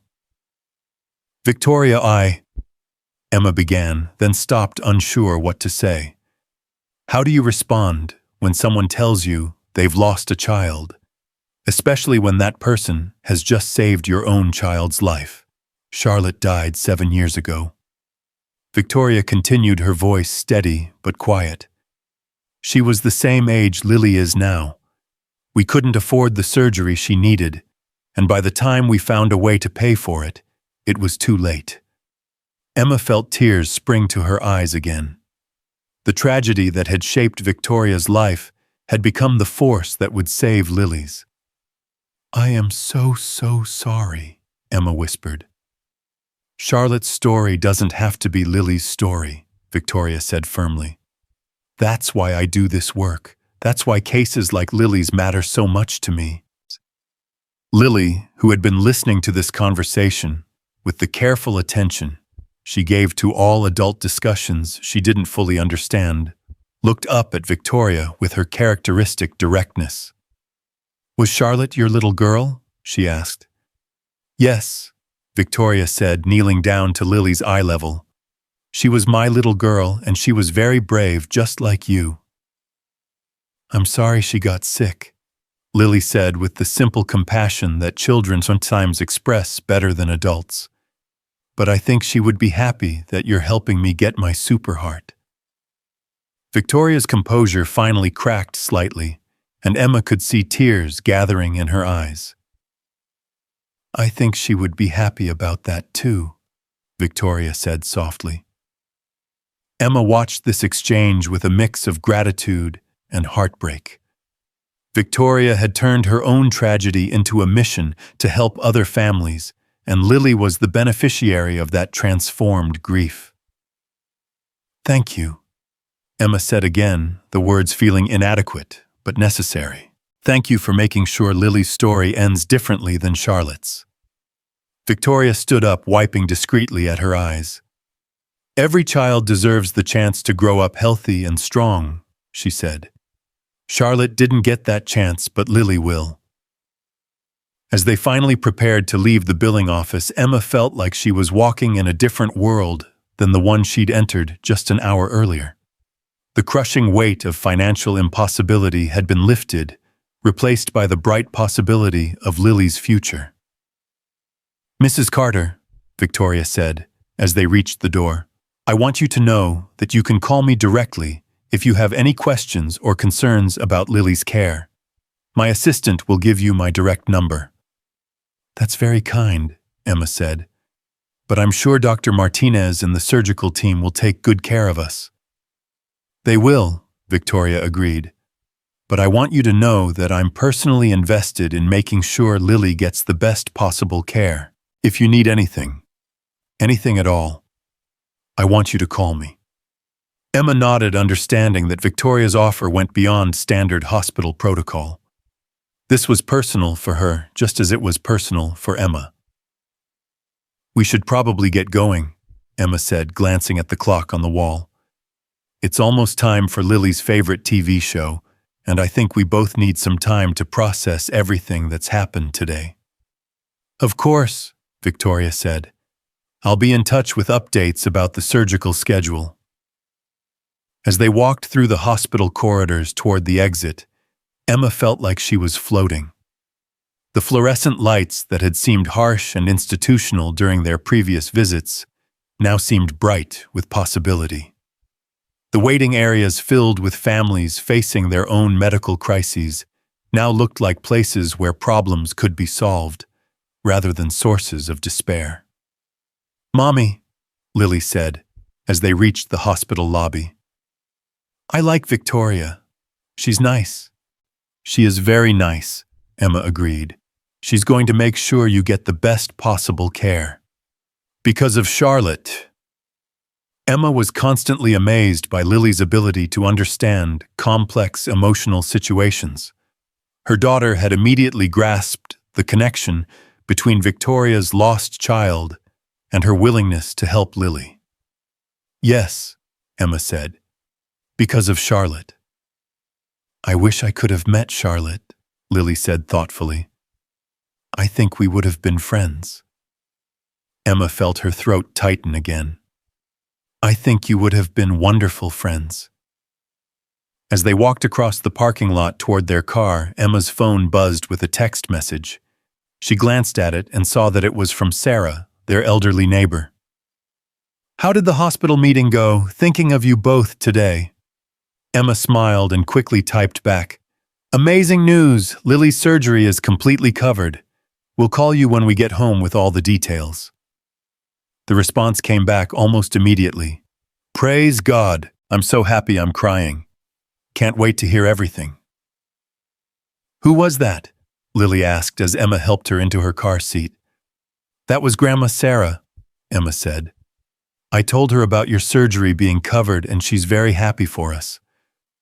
Can we stop and see her on the way home? I want to tell her about my super heart." Emma considered this. Sarah lived just 2 doors down from their apartment, and she had indeed become like family to them over the years. She'd been following Lily's medical situation closely, offering both emotional support and occasional practical help, like bringing dinner on days when Emma was too stressed to cook. "I think that's a wonderful idea," Emma said. "I'm sure she'd love to hear all about today." The drive home took them through their familiar neighborhood, but everything looked different to Emma now. The elementary school where she worked looked like a place where her daughter would be able to attend as a healthy child. The small park where Lily loved to play looked like a place where she'd be able to run and climb without restrictions. The corner market where they bought groceries looked like a place where they could shop without constantly calculating the cost of every item. For the first time in weeks, Emma allowed herself to think beyond the immediate crisis of Lily's surgery. She could start saving money again, instead of pouring every spare dollar into medical expenses. She could make plans for the future without the constant fear that they might all be destroyed by medical bills. She could breathe. "Mommy," Lily said from the back seat, "when I get my super heart, can we go to the dinosaur museum?" The dinosaur museum was about 2 hours away, and Lily had been asking to visit it for months. Emma had been putting off the trip partly because of the cost, but mostly because she'd been afraid to make plans for the future when Lily's health was so uncertain. As soon as you're fully recovered from surgery, Emma promised, we'll spend a whole day at the dinosaur museum. And can we get the audio tour guide thing so I can learn extra facts? Emma laughed. Absolutely. We'll get the deluxe audio tour and you can learn all the extra dinosaur facts you want. This is going to be the best year ever, Lily declared with the absolute certainty that only 7-year-olds can muster. Emma caught her daughter's eyes in the rearview mirror and smiled. I think you're absolutely right, sweetheart. I think this is going to be the best year ever. As they pulled into the parking lot of their apartment complex, Emma saw Sarah waiting on her front porch, clearly watching for their return. The elderly woman stood up as soon as she saw their car, her face bright with expectation. Looks like Grandma Sarah couldn't wait for us to call, Emma said, parking the car. She probably saw us coming and got excited, Lily said, unbuckling her car seat. She's going to be so happy about my super heart. They walked across the small courtyard between the parking area and their building, and Sarah met them halfway, her arms already open for one of her famous hugs. Well, Sarah asked, looking back and forth between Emma and Lily with barely contained excitement. Don't keep an old woman in suspense. My surgery is free, Lily announced before Emma could say anything. A nice lady named Victoria is going to pay for my super heart. Sarah's face crumpled with relief and joy, and she pulled both Emma and Lily into a fierce hug. Oh, sweetheart, she said, her voice thick with emotion. That's the most wonderful news I've heard in years. Her name is Victoria Hayes, and she's the hospital CEO, Emma explained as Sarah released them from the hug. She personally authorized charitable care coverage for Lily's entire treatment. The whole thing, Sarah asked. Surgery, recovery, everything. Everything, Emma confirmed.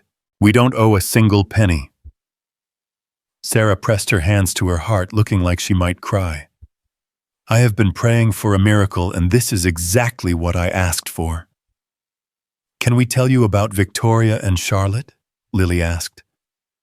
It's a sad story, but also a happy story. Sarah looked curious. Of course, sweetheart. Why don't we all sit on my porch and you can tell me everything?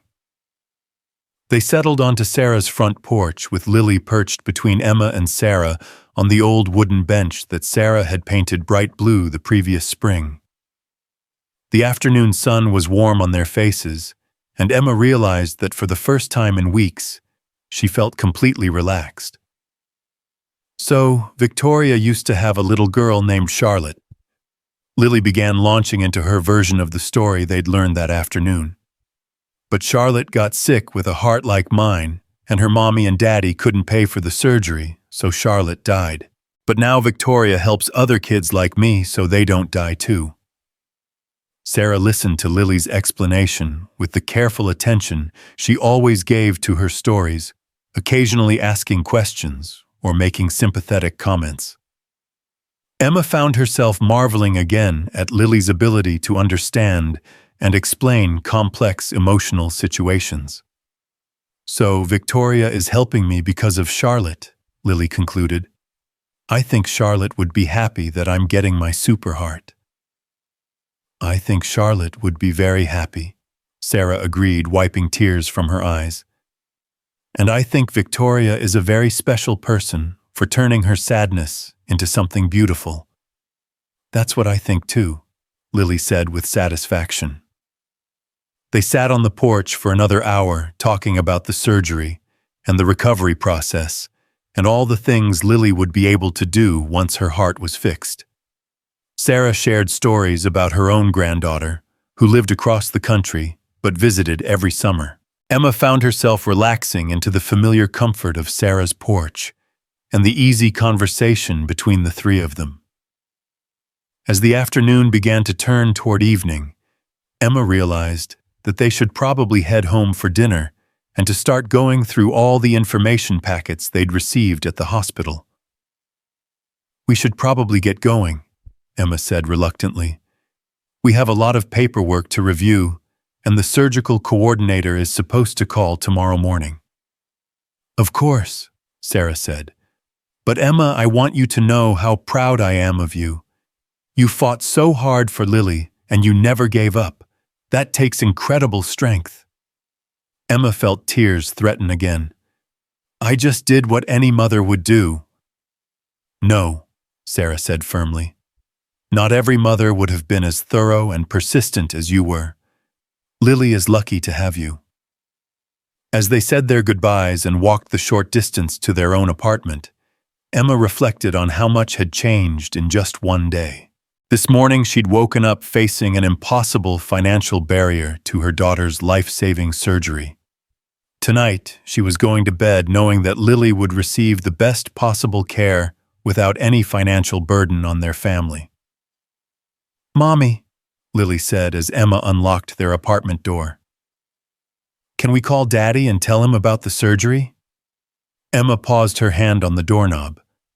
Lily's father had been largely absent from their lives since Lily was a baby, maintaining only sporadic contact and providing minimal financial support. Emma had been handling Lily's medical crisis entirely on her own, and she wasn't sure how she felt about involving him now that the crisis was resolved. Why do you want to call Daddy? Emma asked carefully. Because he should know about my super heart, Lily said matter-of-factly. Even if he doesn't see me very much, he's still my daddy. Emma sighed, recognizing the wisdom in her daughter's simple logic. Despite their complicated relationship, Lily's father was still her father, and he deserved to know about her surgery. You're right, Emma said, opening the apartment door. We'll call him after dinner. Good, Lily said with satisfaction. I want to tell him about Victoria and Charlotte, too. As they entered their small apartment, Emma felt a sense of homecoming that she hadn't experienced in weeks. The familiar chaos of their life, Lily's artwork on the refrigerator, books scattered on the coffee table, the basket of laundry that never seemed to get completely emptied. All of it looked beautiful to her now. What do you want for dinner? Emma asked, hanging up their jackets. Can we have celebration food? Lily asked. What celebration food? Pizza and ice cream, Lily declared. Because we're celebrating my super heart surgery. Emma laughed. Pizza and ice cream sounds perfect for celebrating. But let's eat the pizza first, and then we'll have ice cream for dessert. As Emma called to order pizza and Lily settled at the kitchen table with her homework, Emma felt a profound sense of gratitude wash over her. This morning she'd been facing the possibility that her daughter might die because Emma couldn't afford to save her. Tonight, they were planning a celebration dinner and looking forward to surgery that would give Lily a completely normal, healthy future. The phone rang as Emma was helping Lily with her math homework, and Emma saw Dr. Martinez's office number on the caller ID. Hello, Mrs. Carter? The voice belonged to Janet, Dr. Martinez's receptionist. I'm calling to let you know that Dr. Martinez received word about Lily's surgical authorization, and she wanted me to congratulate you on the wonderful news. Thank you, Emma said. We're incredibly grateful. Dr. Martinez also wanted me to let you know that she'll be working closely with Dr. Richardson throughout Lily's surgery and recovery. She considers Lily one of her very special patients, and she wants to make sure everything goes perfectly. Emma felt touched by Dr. Martinez's personal investment in Lily's care. Please tell Dr. Martinez how much that means to us. I will. And Mrs. Carter. We're all rooting for Lily. She's such a brave, special little girl. After Emma hung up, she found Lily looking at her expectantly. Was that about my surgery? Lily asked. That was Dr. Martinez's office, Emma said. She wanted us to know how happy she is that your surgery is going to happen. Good, Lily said. I like Dr. Martinez. She always listens to my dinosaur facts. The pizza arrived just as Lily was finishing her homework, and they ate dinner while going through the information packets from the hospital. Emma read through the preoperative instructions while Lily colored pictures of dinosaurs on the backs of the forms. It says here that you can't eat anything after midnight, the night before surgery, Emma read aloud. That means we'll need to have a really good dinner that night. Can we have pancakes for dinner? Lily asked. With chocolate chips? I think pancakes for dinner sounds like an excellent idea. Emma agreed. As they finished dinner and moved on to ice cream, Emma felt like she was already beginning to shift into a different mindset. Instead of the desperate crisis management that had consumed her thoughts for weeks, she was now planning for recovery and celebrating the positive outcome they'd achieved. Mommy, Lily said, scooping chocolate ice cream onto her spoon. After I get my super heart, can we do something special for Victoria? What kind of something special? I don't know, Lily said thoughtfully. Maybe we could make her cookies or draw her a picture, something to say, thank you for saving my life. Emma felt her throat tighten with emotion again.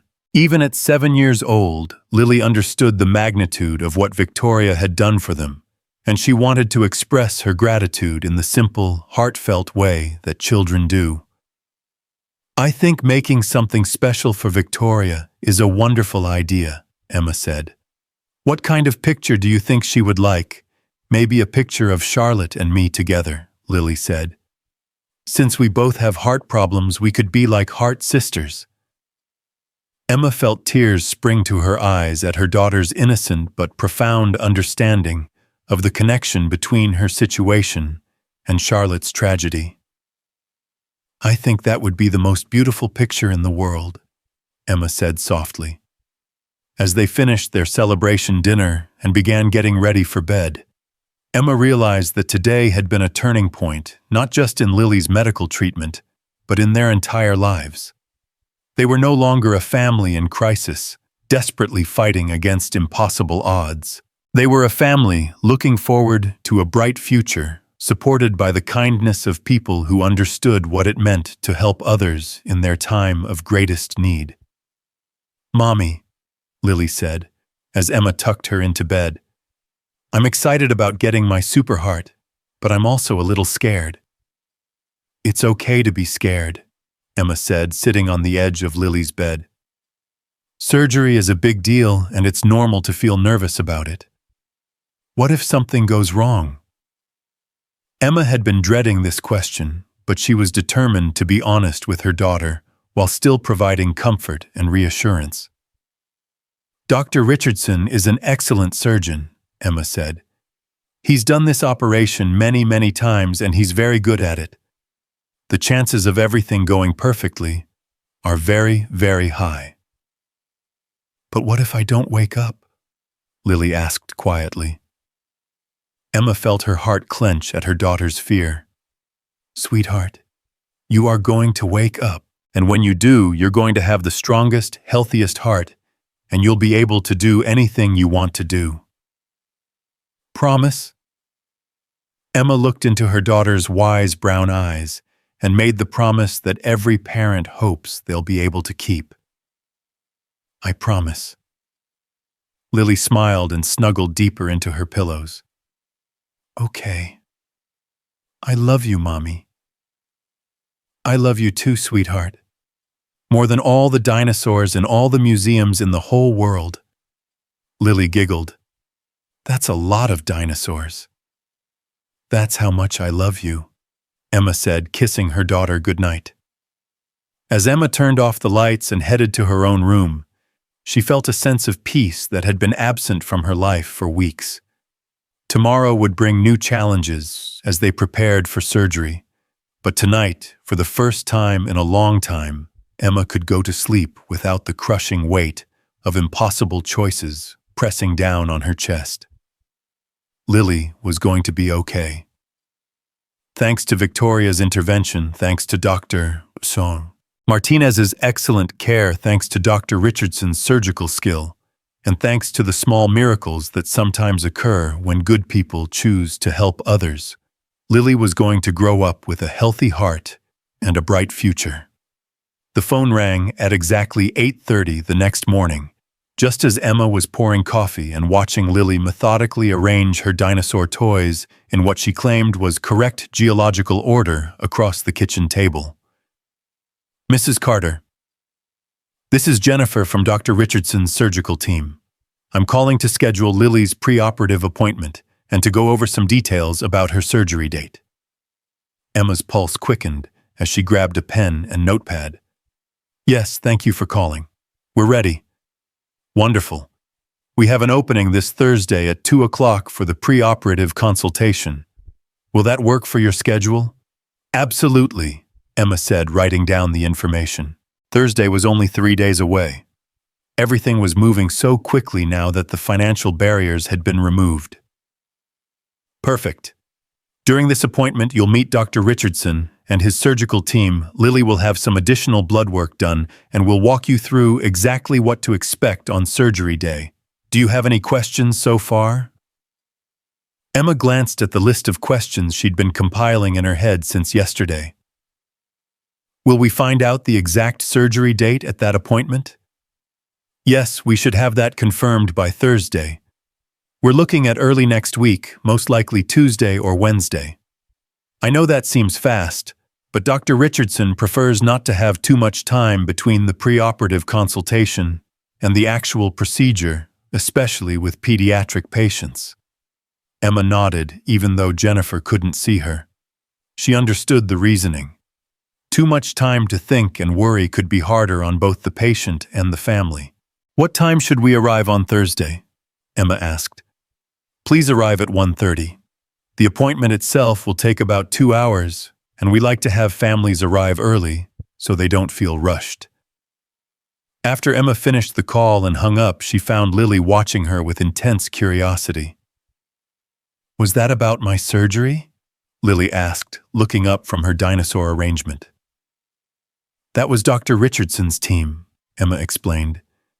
"We're going to meet him on Thursday, and then your surgery will probably be next week." "Next week?"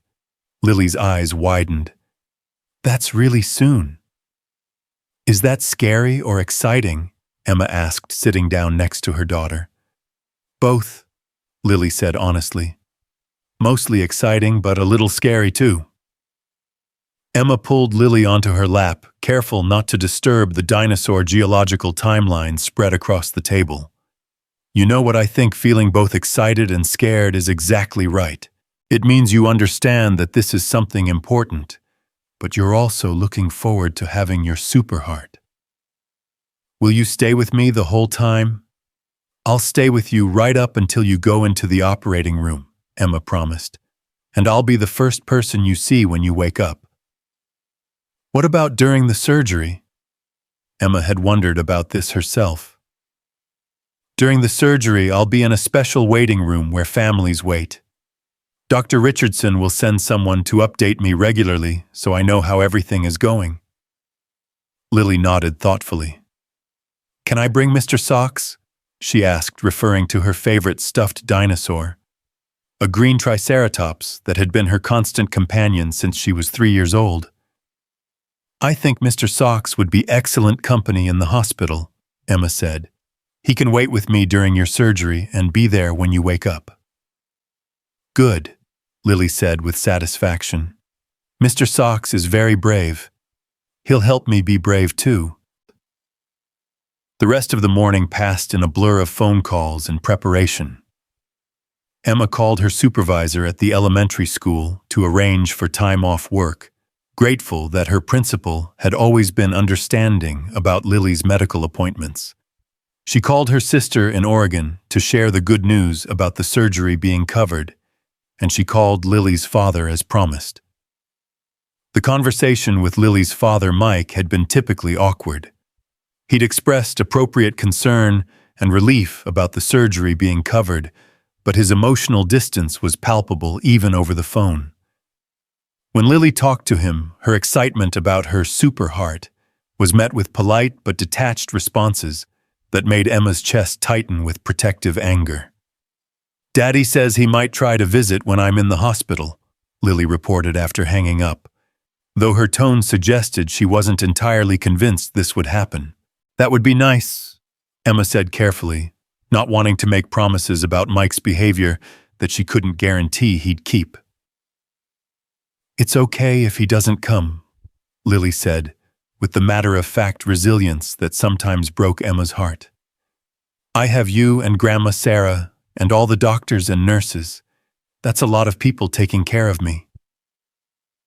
Wednesday evening arrived faster than Emma had expected, bringing with it a restless energy that made it difficult for either of them to settle into their normal bedtime routine. Lily had packed and repacked her hospital bag 3 times, making sure Mr. Socks was positioned correctly among her pajamas books and the new coloring books Emma had bought specifically for her recovery. Mommy, Lily said, as Emma was reading her a bedtime story. Can I tell you something? Of course, sweetheart.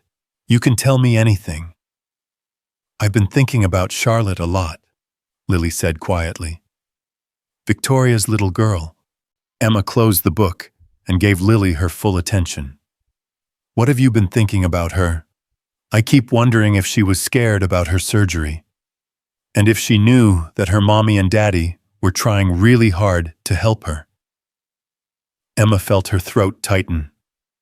I think Charlotte probably knew that her parents loved her very much and were doing everything they could to help her. But they couldn't save her because they didn't have enough money. Emma struggled with how to explain the cruel arithmetic of American healthcare to a 7-year-old. Sometimes, even when people try their very hardest things, don't work out the way we want them to. But Victoria made sure that wouldn't happen to me. Yes, Emma said. Victoria made sure that you would get the help you need. Lily was quiet for a long moment processing this information. I think Charlotte would be happy that Victoria helped me, she said finally. I think she would be very happy, Emma agreed. And I think that's why I'm not too scared about the surgery, Lily continued. Because Charlotte is kind of like watching over me and Victoria is making sure I'm okay, and you'll be there, and Dr. Richardson knows how to fix hearts. Emma marveled at her daughter's ability to find comfort and meaning in their situation. Where Emma saw tragedy and complexity, Lily saw a network of care and protection that made her feel safe. You're right, Emma said, kissing Lily's forehead. You have a lot of people looking out for you. The most people, Lily said drowsily. Charlotte and Victoria, and you and Dr. Martinez, and Dr. Richardson, and Grandma Sarah, and Mr. Socks, and probably some angels too. Probably some angels too, Emma agreed softly. Thursday's preoperative appointment felt like stepping across a threshold into a new phase of their journey. The pediatric surgical wing of the hospital was designed with families in mind. Warm colors, natural lighting, and child-friendly artwork that managed to feel both medical and welcoming. Dr. Richardson turned out to be exactly what Emma had hoped for.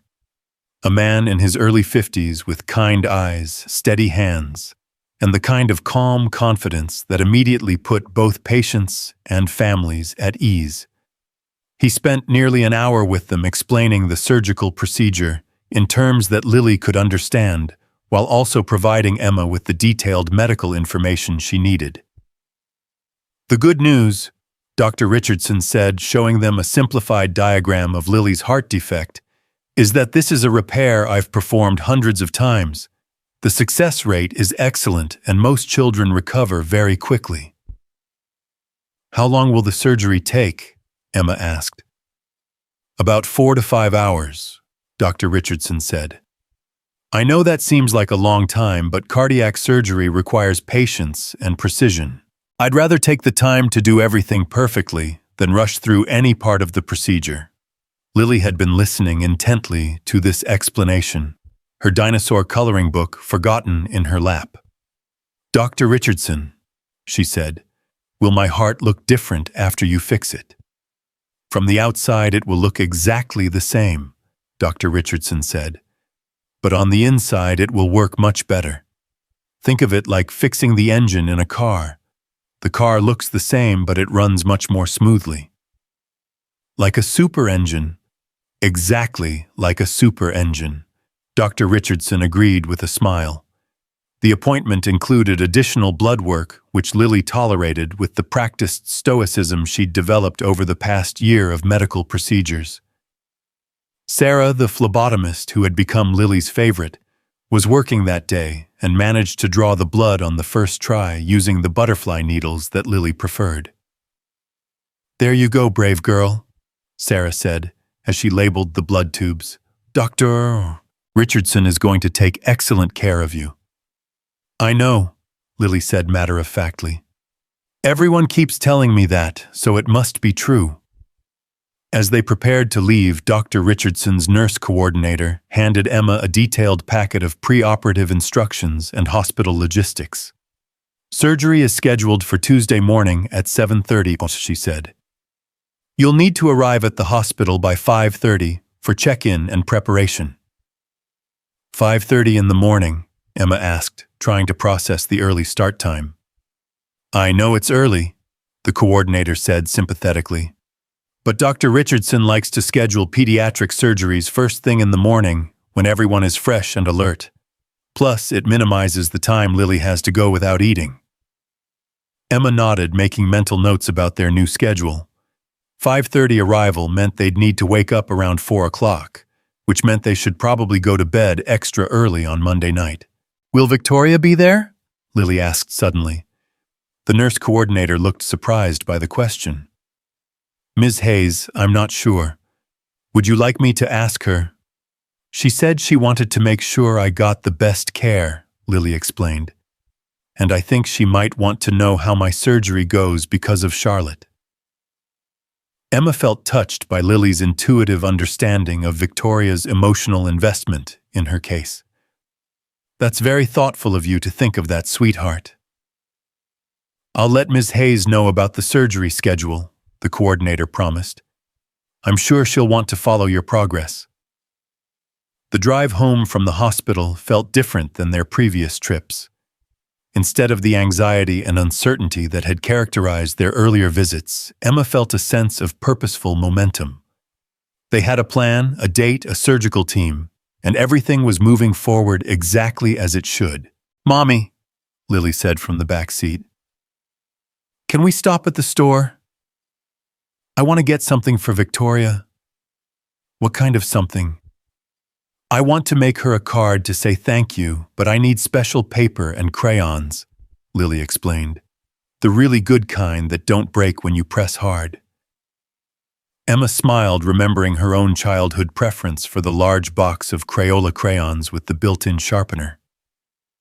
"I think that's a wonderful idea. We can stop at the craft store and get you the very best supplies." They spent nearly an hour in the craft store with Lily carefully selecting cardstock markers, colored pencils, and stickers. She explained her vision for Victoria's card in detail. A picture of Charlotte and Lily together, both with healthy hearts surrounded by dinosaurs, because Charlotte probably liked dinosaurs too, and even if she didn't, dinosaurs make everything better. "Can we also get supplies to make something for Dr. Richardson?" Lily asked as they stood in the checkout line. "What would you like to make for him?" "A thank you card too, but with a picture of my super heart," Lily said. "And maybe some cookies if you can help me bake them."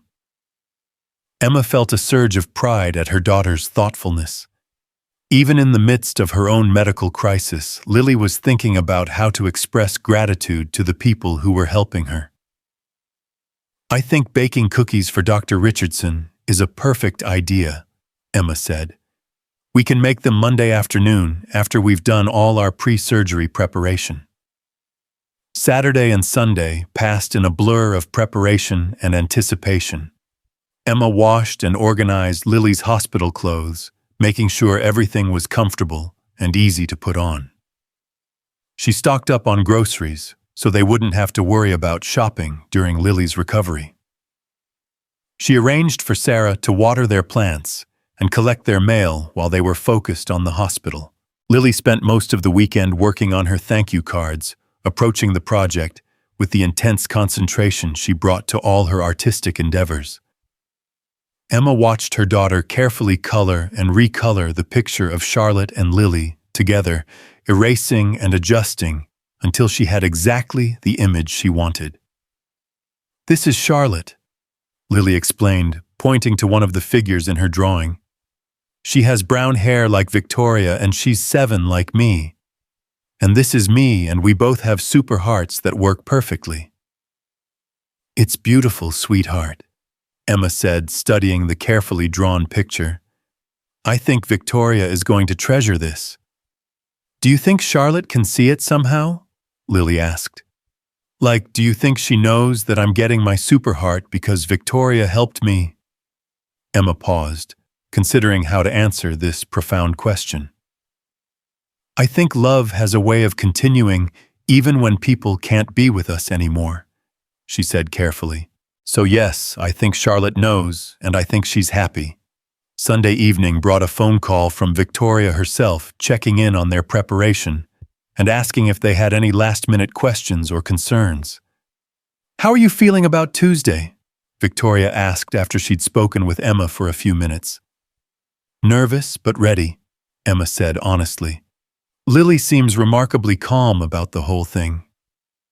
"Children are often braver than adults when it comes to medical procedures," Victoria said. "They haven't learned to worry about all the things that could go wrong." "Victoria," Emma said, "I wanted you to know that Lily has been working on something special for you. A thank you card. She's been thinking about Charlotte a lot, and she wanted to create something meaningful." There was a pause on the other end of the line, and when Victoria spoke again, her voice was thick with emotion.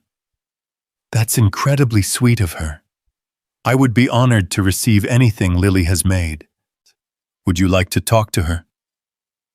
She's been hoping you might call." "I would love to talk to her." Emma handed the phone to Lily, who immediately launched into an excited explanation of her artwork and her preparations for surgery. "I made you a really special card," Lily said. "It has me and Charlotte in it, and we both have super hearts. And I'm wearing my favorite dinosaur shirt, because I figured Charlotte would want to know about my dinosaurs." Emma could hear the warmth in Victoria's voice as she responded, though she couldn't make out the specific words. "Yes, Mr. Socks is coming with me to the hospital," Lily continued. "He's my bravest dinosaur, and he's going to help me be brave too. Do you want to know a fact about Triceratops' bravery?" The conversation continued for nearly 10 minutes, with Lily sharing dinosaur facts and surgery preparations, while Victoria listened with what sounded like genuine interest and affection. When Lily finally handed the phone back to Emma, she was glowing with happiness. "Victoria says she's going to be at the hospital on Tuesday," Lily reported. "She wants to make sure my surgery goes perfectly." "That's very kind of her," Emma said, though she wasn't entirely surprised. Victoria's personal investment in Lily's case had been clear from their first meeting. "Mrs. Carter," Victoria said, when Emma returned to the phone, "I want you to know that Dr. Richardson and I spoke yesterday. He's aware of the special circumstances of Lily's case, and he's committed to providing the absolute best care possible." "I can't thank you enough for everything you've done," Emma said. "You've given Lily her life back." "Lily is giving me something too," Victoria said quietly. "She's giving me the chance to make sure Charlotte's story has a different ending." Monday arrived with crisp autumn sunshine and the kind of clear skies that made everything feel possible. Emma had taken the day off work to focus on final preparations, and they'd planned a special day together, Lily's last day before surgery. They started with pancakes for breakfast, as promised, complete with chocolate chips and whipped cream. Lily insisted on helping with the cooking, standing on a step stool next to the stove and carefully flipping pancakes while Emma supervised. These are the best pre-surgery pancakes ever, Lily declared, taking an enormous bite. My super heart is going to remember how good they taste. After breakfast, they baked cookies for Dr. Richardson, chocolate chip cookies that filled their small apartment with the warm scent of vanilla and butter. Lily carefully arranged the cooled cookies in a decorative tin, adding a handwritten note that read, "Thank you for fixing my heart," in her careful 7-year-old printing. Do you think Dr. Richardson likes chocolate chip cookies? Lily asked as they sealed the tin. I think anyone would love cookies made with as much care as you put into these, Emma said. They spent the afternoon at the small park near their apartment complex, where Lily fed the ducks and played on the swings one last time before her surgery. Emma watched her daughter run and play, noting the slight breathlessness that characterized Lily's exertion and looking forward to the day when that would no longer be a concern. "Mommy," Lily said, as they sat together on a park bench watching the ducks paddle around the small pond. "I want to remember this. Remember what, sweetheart? This day, before my surgery, I want to remember feeling excited and a little scared and mostly happy, and I want to remember that you're here with me." Emma felt tears prick at her eyes. "I want to remember this day too. And you know what? After your surgery, we'll come back here and you'll be able to run and play without getting tired. And we can feed the ducks again. We can feed the ducks as many times as you want." That evening, they had dinner with Sarah, who had insisted on cooking Lily's favorite meal, spaghetti and meatballs with garlic bread. The three of them sat around Sarah's small dining table, sharing stories and laughter, while trying not to focus too much on the surgery that was now less than 12 hours away. "Lily," Sarah said as they finished dinner, "I have something for you." She disappeared into her bedroom and returned with a small wrapped package. "This is something special to take with you to the hospital." Lily unwrapped the gift carefully, revealing a small silver bracelet with a heart charm. "It's beautiful, Grandma Sarah. The heart charm is to remind you that you're brave and strong," Sarah explained. "And see this little engraving? It says Super Heart, because that's what you're getting tomorrow." Lily threw her arms around Sarah in an enthusiastic hug. "I love it so much. Can I wear it during my surgery?" "The nurses might need to take it off during the operation," Emma said. "But we can put it right back on when you wake up." "Perfect," Lily said, admiring the bracelet on her wrist. "Now I have Mr. Socks and my Super Heart bracelet and all my people taking care of me." As they prepared to leave Sarah's apartment and head home for an early bedtime, Sarah pulled Emma aside for a private moment. "How are you holding up?" Sarah asked quietly. "I'm nervous," Emma admitted, "but also grateful and hopeful. This time tomorrow, it will all be over and Lily will be on her way to recovery." "You've been so strong through all of this," Sarah said. "Lily is lucky to have you as her mother." "I've just been doing what any parent would do." "No," Sarah said firmly. "You've gone above and beyond. You've fought for her, advocated for her, never given up hope. That takes extraordinary strength." Emma hugged Sarah tightly, drawing comfort from the older woman's steady presence and unconditional support. "Thank you for everything. For being here for us, for caring about Lily, for being the grandmother she needed." "It's been my privilege," Sarah said. "Now go home and try to get some rest. Tomorrow is going to be a big day." Back in their own apartment, Emma helped Lily with her final pre-surgery preparations. They laid out clothes for the morning, comfortable pants and a soft sweater that would be easy to put on when Lily was still sleepy from the early wake-up call.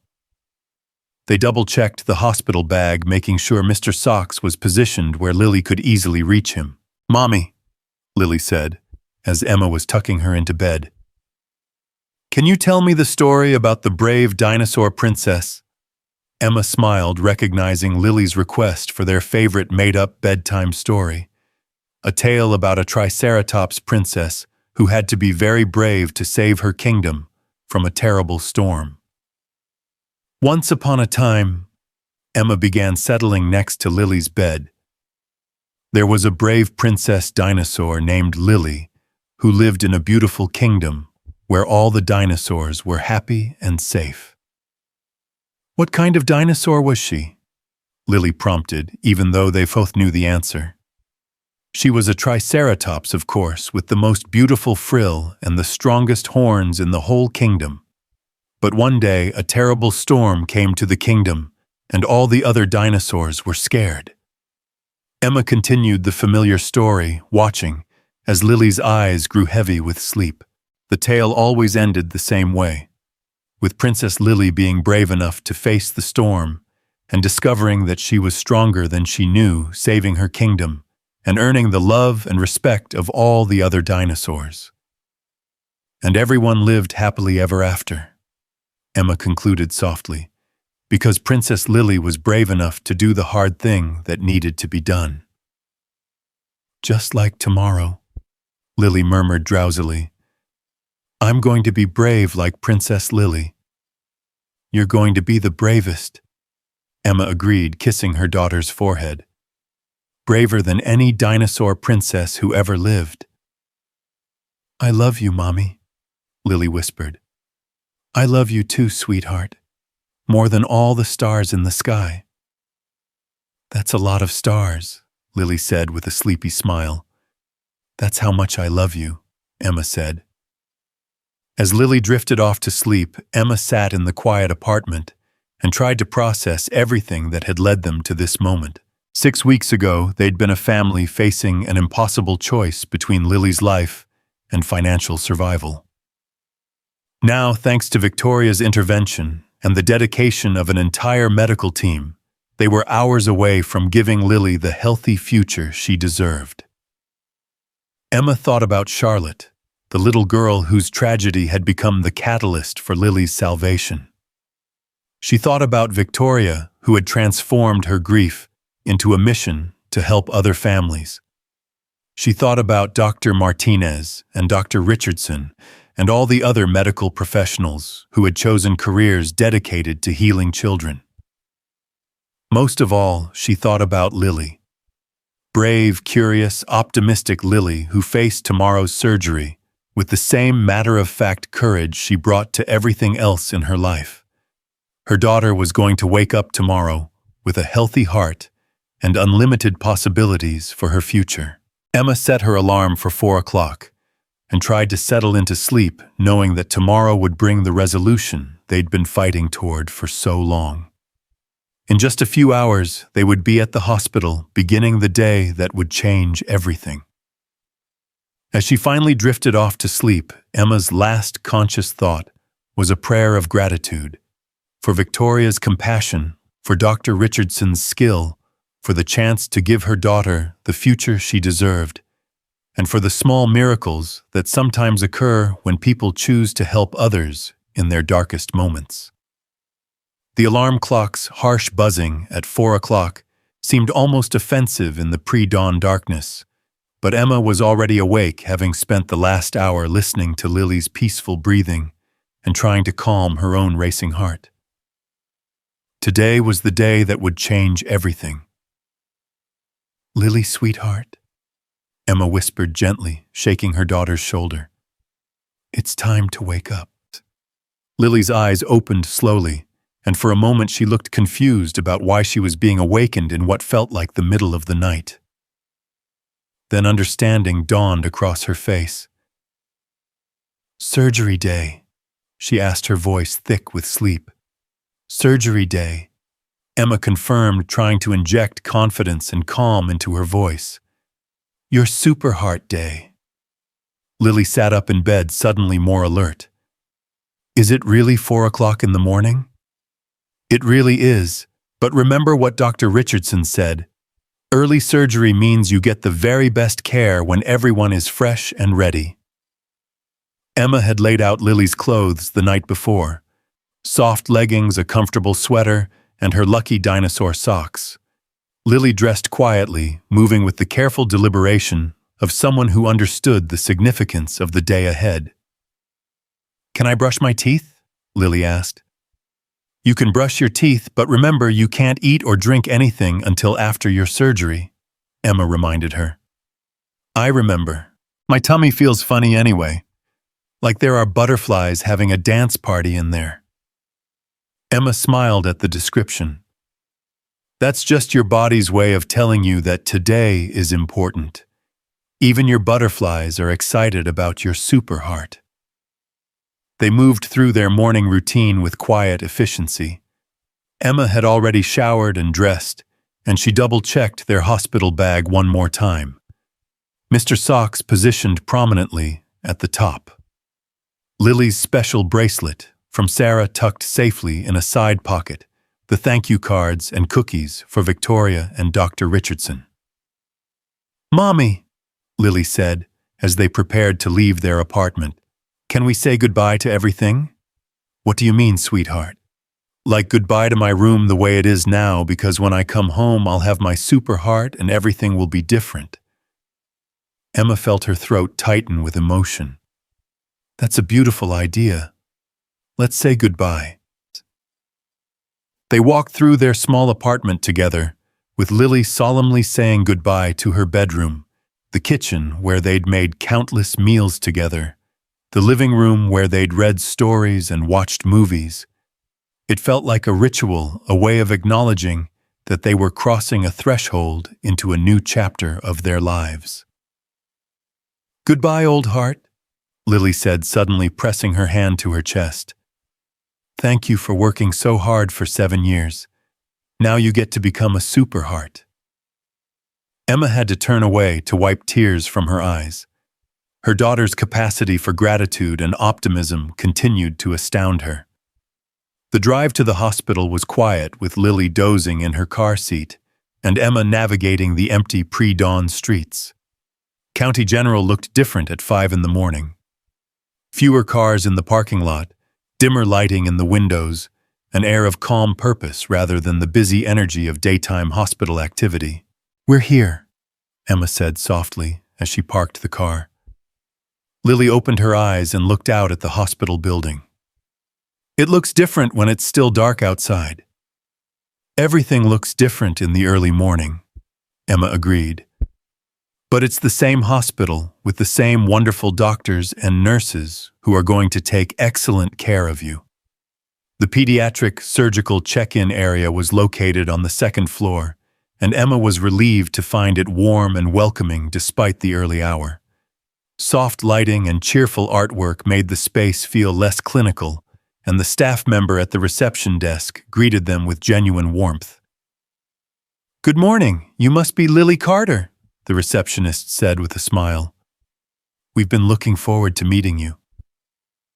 "I'm Lily," Lily said, suddenly shy in the face of this new environment. "This is my mommy, and this is Mr. Socks." She held up her stuffed triceratops for introduction. "Mr. Socks looks very brave," the receptionist said seriously. "I think he's going to be excellent company today." They were shown to a private preoperative room where Lily would change into hospital pajamas and meet with the surgical team before heading to the operating room. The room was designed with families in mind: a comfortable bed for the patient, a reclining chair for parents, and cheerful decorations that made it feel less like a medical facility. "This is nice," Lily said, looking around the room. "It's like a hotel room, but with medical stuff." Emma helped Lily change into the small hospital gown that had been provided, tying the strings carefully and making sure she was comfortable. The hospital bracelet with Lily's name and medical information looked almost comically large on her thin wrist. "How do I look?" Lily asked, striking a pose in her hospital gown and grip socks.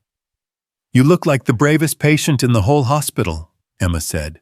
A soft knock on the door interrupted their conversation, and Emma was surprised to see Victoria enter carrying a small wrapped package and wearing scrubs instead of her usual professional attire. "Good morning, Lily," Victoria said warmly. "How are you feeling about your big day?" "I'm feeling nervous but excited," Lily said honestly. "Like when you're on a roller coaster and you're going up the big hill." "That's exactly the right way to feel," Victoria said, sitting down next to Lily's bed. "I brought you something special for today." Lily unwrapped the package carefully, revealing a small, stuffed dinosaur, a triceratops similar to Mr. Sox, but wearing a tiny hospital gown and a small bandage over its heart. "This is Charlotte," Victoria said quietly. "She's a very special dinosaur who's going to help you be brave today."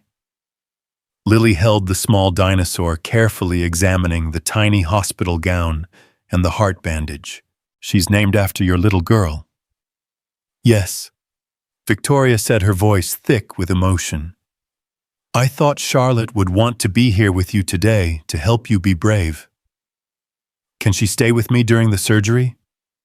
"She can stay with you right up until you go into the operating room," Victoria promised. "And she'll be here waiting for you when you wake up." Emma watched this exchange with a mixture of gratitude and heartbreak. Victoria's gift was more than just a stuffed animal. It was a tangible connection between Charlotte's memory and Lily's future, a way of honoring the child who couldn't be saved while celebrating the one who could be saved. "Thank you," Lily said seriously. "I'll take very good care of Charlotte." "I know you will," Victoria said. Dr. Richardson arrived a few minutes later, bringing with him the calm confidence that had reassured Emma during their pre-operative consultation. He was followed by the anesthesiologist, Dr. Kim, who would be responsible for keeping Lily comfortable and safe during the surgery. "Good morning, Lily," Dr. Richardson said. "Are you ready to get your super heart today?" "I'm ready," Lily said, clutching both Mr. Sox and Charlotte the dinosaur. "These are my brave helpers." "Those look like excellent brave helpers," Dr. Richardson agreed. "Dr. Kim and I are going to be your brave helpers too." Dr. Kim knelt down next to Lily's bed, speaking in the gentle voice that anesthesiologists use with pediatric patients. "Lily, I'm going to give you some special medicine that will make you feel very sleepy. It's like the best nap you've ever taken, and when you wake up, your surgery will be all finished." "Will I dream?" Lily asked. "You might dream," Dr. Kim said. "What would you like to dream about?" "Dinosaurs," Lily said immediately, "and maybe flying, and having my super heart." "Those sound like wonderful dreams," Dr. Kim said with a smile. The next hour passed in a blur of final preparations. Emma signed the last of the consent forms, answered final questions from the surgical team, and tried to project calm confidence while her own heart raced with anxiety. Lily seemed remarkably calm, chatting with the nurses and showing them her dinosaur collection while they checked her vital signs and prepared her IV. "Mommy," Lily said as the time approached for her to be taken to the operating room. "I want to give Victoria her card now." Emma retrieved the carefully crafted thank you card from their bag, watching as Lily presented it to Victoria with ceremony. "I made this for you," Lily said. "It's a picture of me and Charlotte together, and we both have super hearts. And there are dinosaurs because dinosaurs make everything better." Victoria opened the card slowly, her eyes filling with tears as she saw Lily's artwork. The drawing showed two little girls holding hands, both with big smiles and hearts drawn on their chests. They were surrounded by various dinosaurs and rainbows, and at the bottom, in Lily's careful printing, were the words, "Thank you for saving my life." "This is the most beautiful card I've ever received," Victoria said, her voice barely above a whisper. "I'm going to treasure it forever." "I think Charlotte helped me draw it," Lily said matter-of-factly. "Sometimes when I was coloring, it felt like someone was helping me choose the right colors. Victoria pressed the card to her chest, tears flowing freely down her cheeks.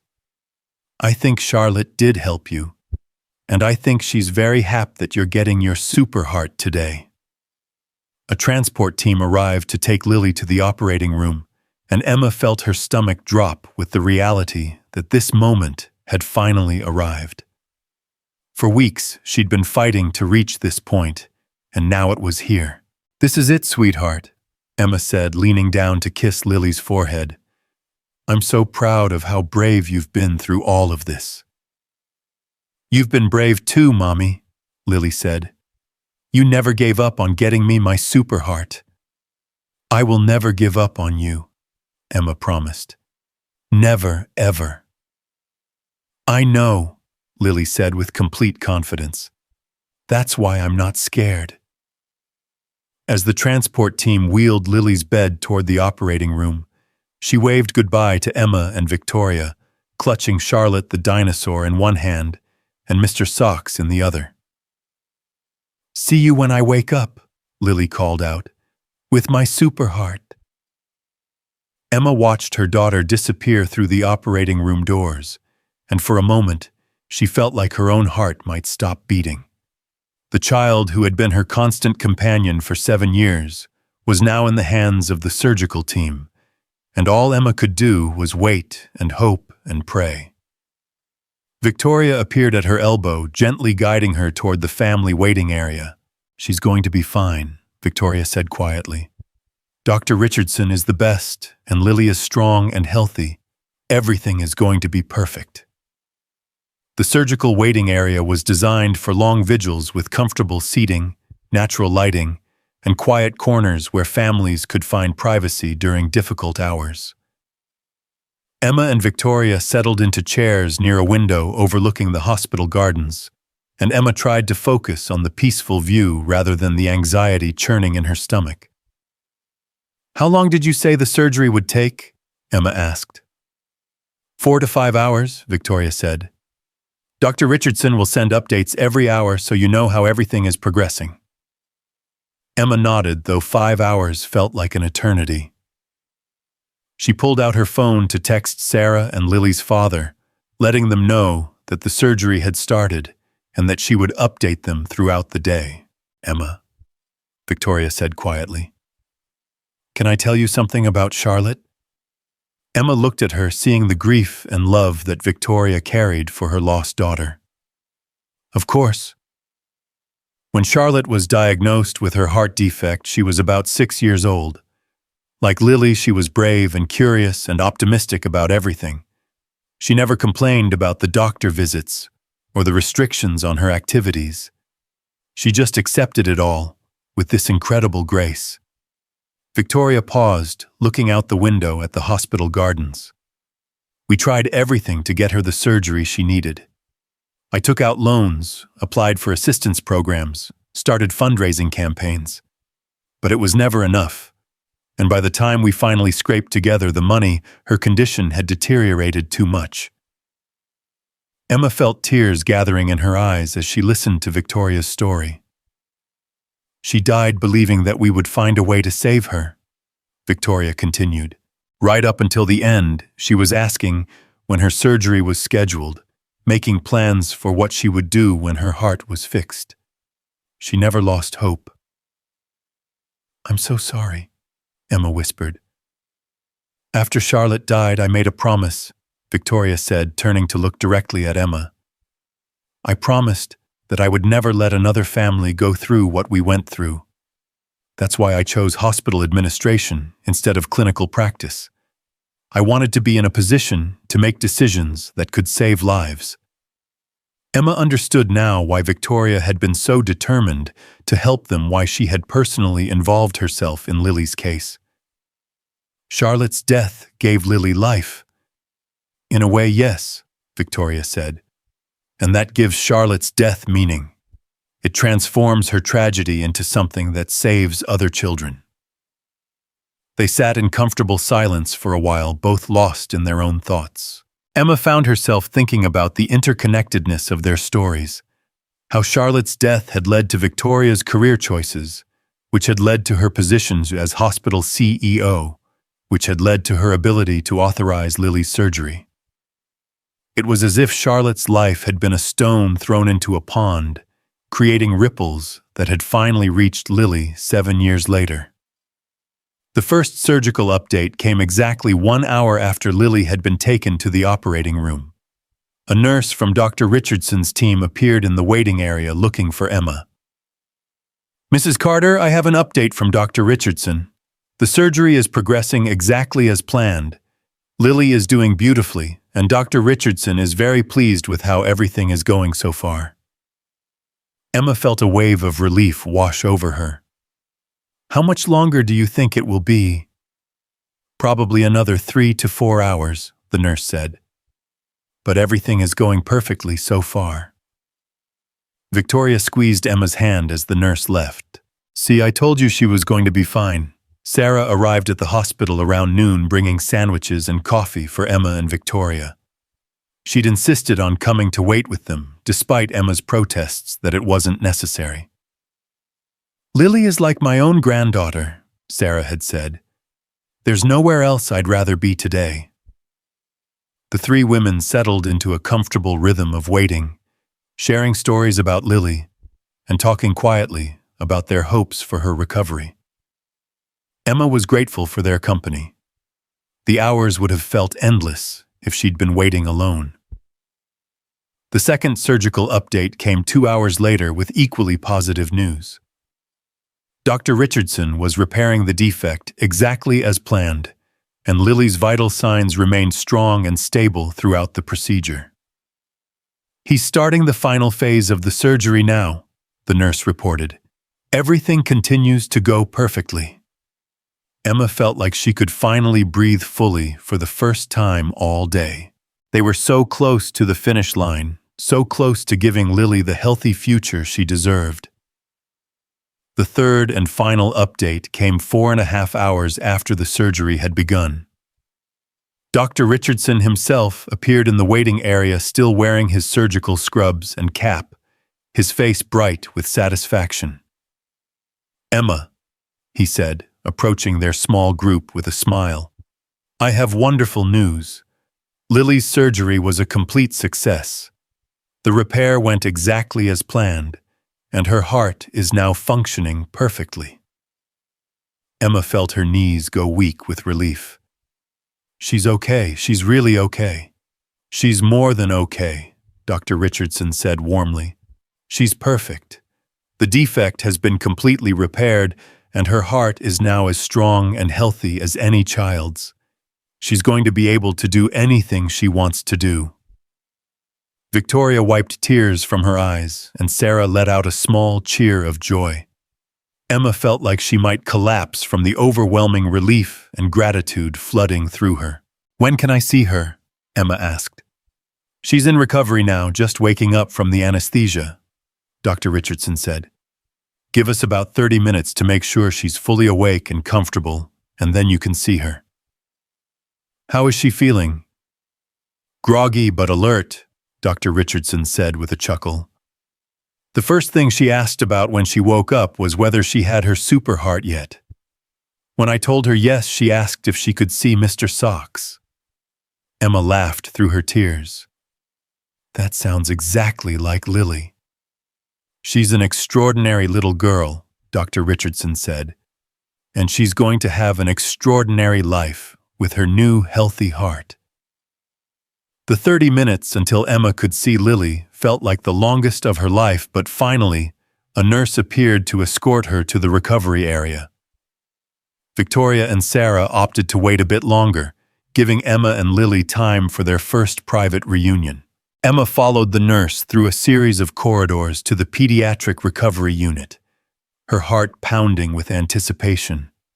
She'd been fighting for this moment for so long that it felt almost surreal to finally be walking toward her daughter's recovery room. "She's right in here," the nurse said, opening the door to a quiet room filled with monitoring equipment and the soft sounds of medical technology. Lily was lying in the hospital bed, looking small but alert with Mr. Socks tucked under one arm and Charlotte, the dinosaur, under the other. When she saw Emma, her face lit up with a smile that could have powered the entire hospital. "Mommy," Lily said, her voice slightly hoarse from the breathing tube that had been removed. "I got my super heart." Emma rushed to Lily's bedside, careful not to disturb any of the monitors or IV lines. "You got your super heart," she confirmed, leaning down to kiss Lily's forehead. "How do you feel?" "Tired and sore, but also different," Lily said thoughtfully. "Like something that was wrong is now right." "That's exactly what happened," Emma said, smoothing Lily's hair away from her face. "Dr. Richardson fixed your heart perfectly." "Can I feel it working?" Lily asked, pressing her hand to her chest. "What does it feel like?" "Stronger," Lily said with wonder.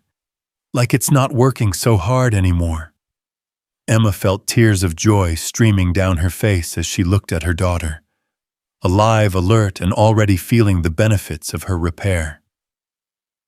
"You did it, sweetheart. You were so brave, and now you have your super heart." "We did it," Lily corrected. "You and me and Victoria and Dr. Richardson and Charlotte and everyone. We all did it together." Over the next few days, Lily's recovery exceeded everyone's expectations. She was walking the halls of the pediatric unit, within 24 hours of surgery, carefully carrying Charlotte the dinosaur, and explaining to anyone who would listen that she now had a super heart that worked perfectly. Victoria visited every day, bringing small gifts and spending time reading with Lily or listening to her dinosaur facts.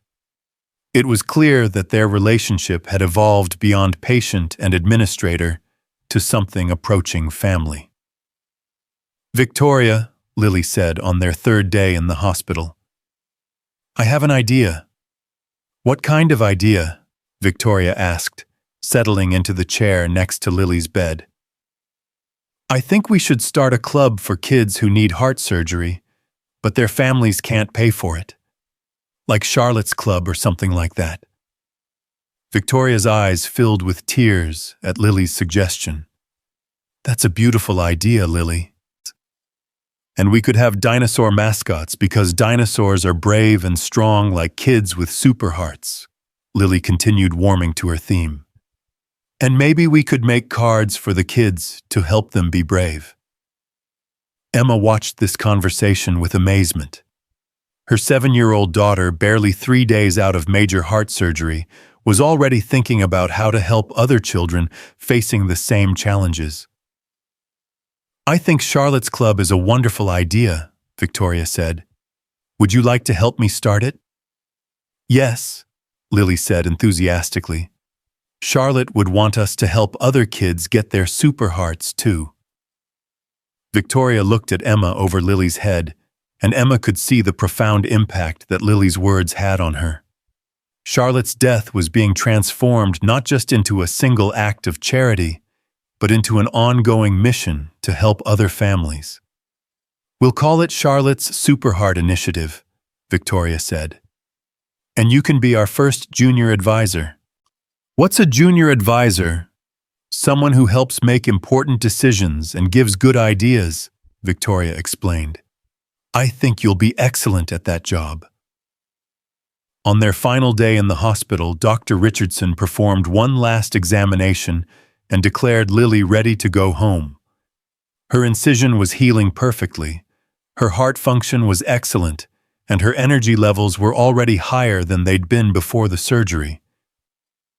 "I want you to take it easy for the first few weeks," Dr. Richardson instructed. "No running or heavy lifting until I clear you for full activity, but you should be able to return to school in about 2 weeks." "And then I can run as fast as everyone else?" Lily asked. "Then you can run faster than everyone else," Dr. Richardson confirmed with a smile. "Your super heart is going to give you more energy than you've ever had." As they prepared to leave the hospital, Emma reflected on how dramatically their lives had changed in just 1 week. They'd entered County General as a family, in crisis facing impossible financial barriers and uncertain outcomes. They were leaving as a family transformed with Lily's health restored and their future bright with possibility. Victoria walked them to the hospital entrance carrying the balloon bouquet that the pediatric staff had given Lily as a going-home present. "Thank you," Emma said, as they reached the doors. "Thank you for giving us our life back." "Thank you for giving Charlotte's life meaning," Victoria replied. "And thank you for letting me be part of Lily's story." "You'll always be part of our story," Lily said, hugging Victoria tightly. "And Charlotte will too." As they drove home from the hospital, Lily chattered excitedly about all the things she wanted to do with her super heart. She wanted to run races at school, climb the highest monkey bars at the park, and go on long hikes without getting tired. "And Mommy," she said, as they pulled into their apartment complex parking lot, "I want to visit the dinosaur museum as soon as Dr. Richardson says I can travel." "As soon as you're cleared for travel," Emma promised, "we'll spend a whole weekend at the dinosaur museum. With the audio tour, with the deluxe audio tour and anything else you want." Sarah was waiting on her front porch as they arrived home, and she rushed over to help carry Lily's things and welcome her home. "How does it feel to have a super heart?" Sarah asked as they walked toward their apartment. "Amazing," Lily said. "Different, but amazing. Like I've been wearing shoes that were too small, and I finally got shoes that fit perfectly." Emma unlocked their apartment door, and they stepped inside, greeted by the familiar comfort of home. Everything looked exactly the same as when they'd left for surgery, but Emma felt like they were completely different people returning to their old life. "Mommy," Lily said, settling onto the couch with Mr. Socks and Charlotte the dinosaur. "Can I call Victoria tonight? I want to tell her about Charlotte's Super Heart Initiative idea some more." "I think Victoria would love to hear from you," Emma said. That evening, as Emma was tucking Lily into her own bed for the first time in a week, Lily asked the question that Emma had been expecting. "Mommy, do you think Charlotte knows that her club is going to help other kids?" Emma considered the question carefully. "I think love has a way of continuing even when people can't be with us anymore. So yes, I think Charlotte knows, and I think she's happy." "Good," Lily said with satisfaction. "I think she's probably proud that her story helped save my life, and now we're going to help save other kids' lives too." "I think she's very proud," Emma agreed. 6 months later, Emma stood in the conference room at County General Hospital watching Lily present her ideas for Charlotte's Super Heart Initiative to the hospital board of directors. Her daughter, now fully recovered and bursting with energy, was explaining her vision for helping families facing pediatric cardiac surgery costs. "The most important thing," Lily said, standing confidently at the front of the room, "is that no kid should have to worry about whether their family can afford to save their life. Kids should just get to be kids even when they're sick." The board members listened intently as Lily outlined her ideas for the program: financial assistance for families, support services during hospitalization, and a mentorship program where children who had successfully undergone cardiac surgery could support newly diagnosed patients. "And we should have dinosaur mascots," Lily concluded, "because dinosaurs are brave and strong, just like kids with heart problems." The board voted unanimously to approve Charlotte's Super Heart Initiative, with initial funding sufficient to help 50 families in the first year. Victoria, who had been appointed as the program's director, announced that Lily would serve as the program's official junior ambassador. After the meeting, as they walked through the hospital corridors where their journey had begun, Victoria stopped at a wall where a new plaque had been installed. "Lily," she said, "I want to show you something." The plaque was elegant but simple, reading, "Charlotte's Super Heart Initiative, in memory of Charlotte Hayes, and in celebration of every child who receives the gift of healing. Established 2025. Below the text was a small engraved image of a triceratops wearing a heart-shaped cape.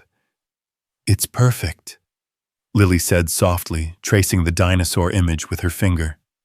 "Charlotte would love having a dinosaur on her plaque."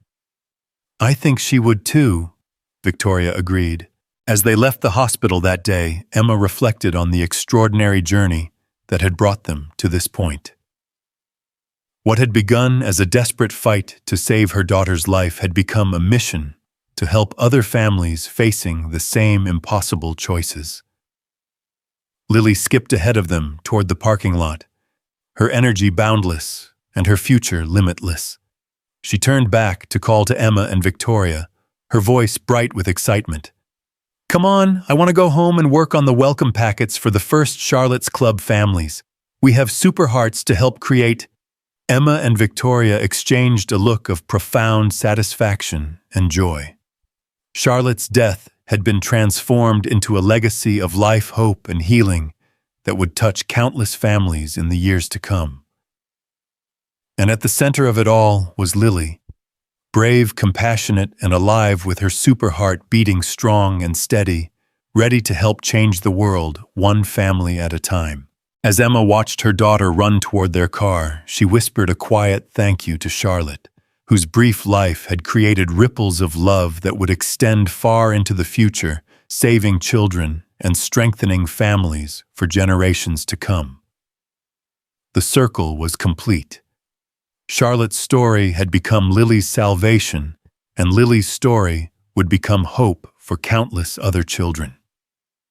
In the end, love had indeed found a way to continue transforming tragedy into triumph and giving every child the chance to grow up with a super heart.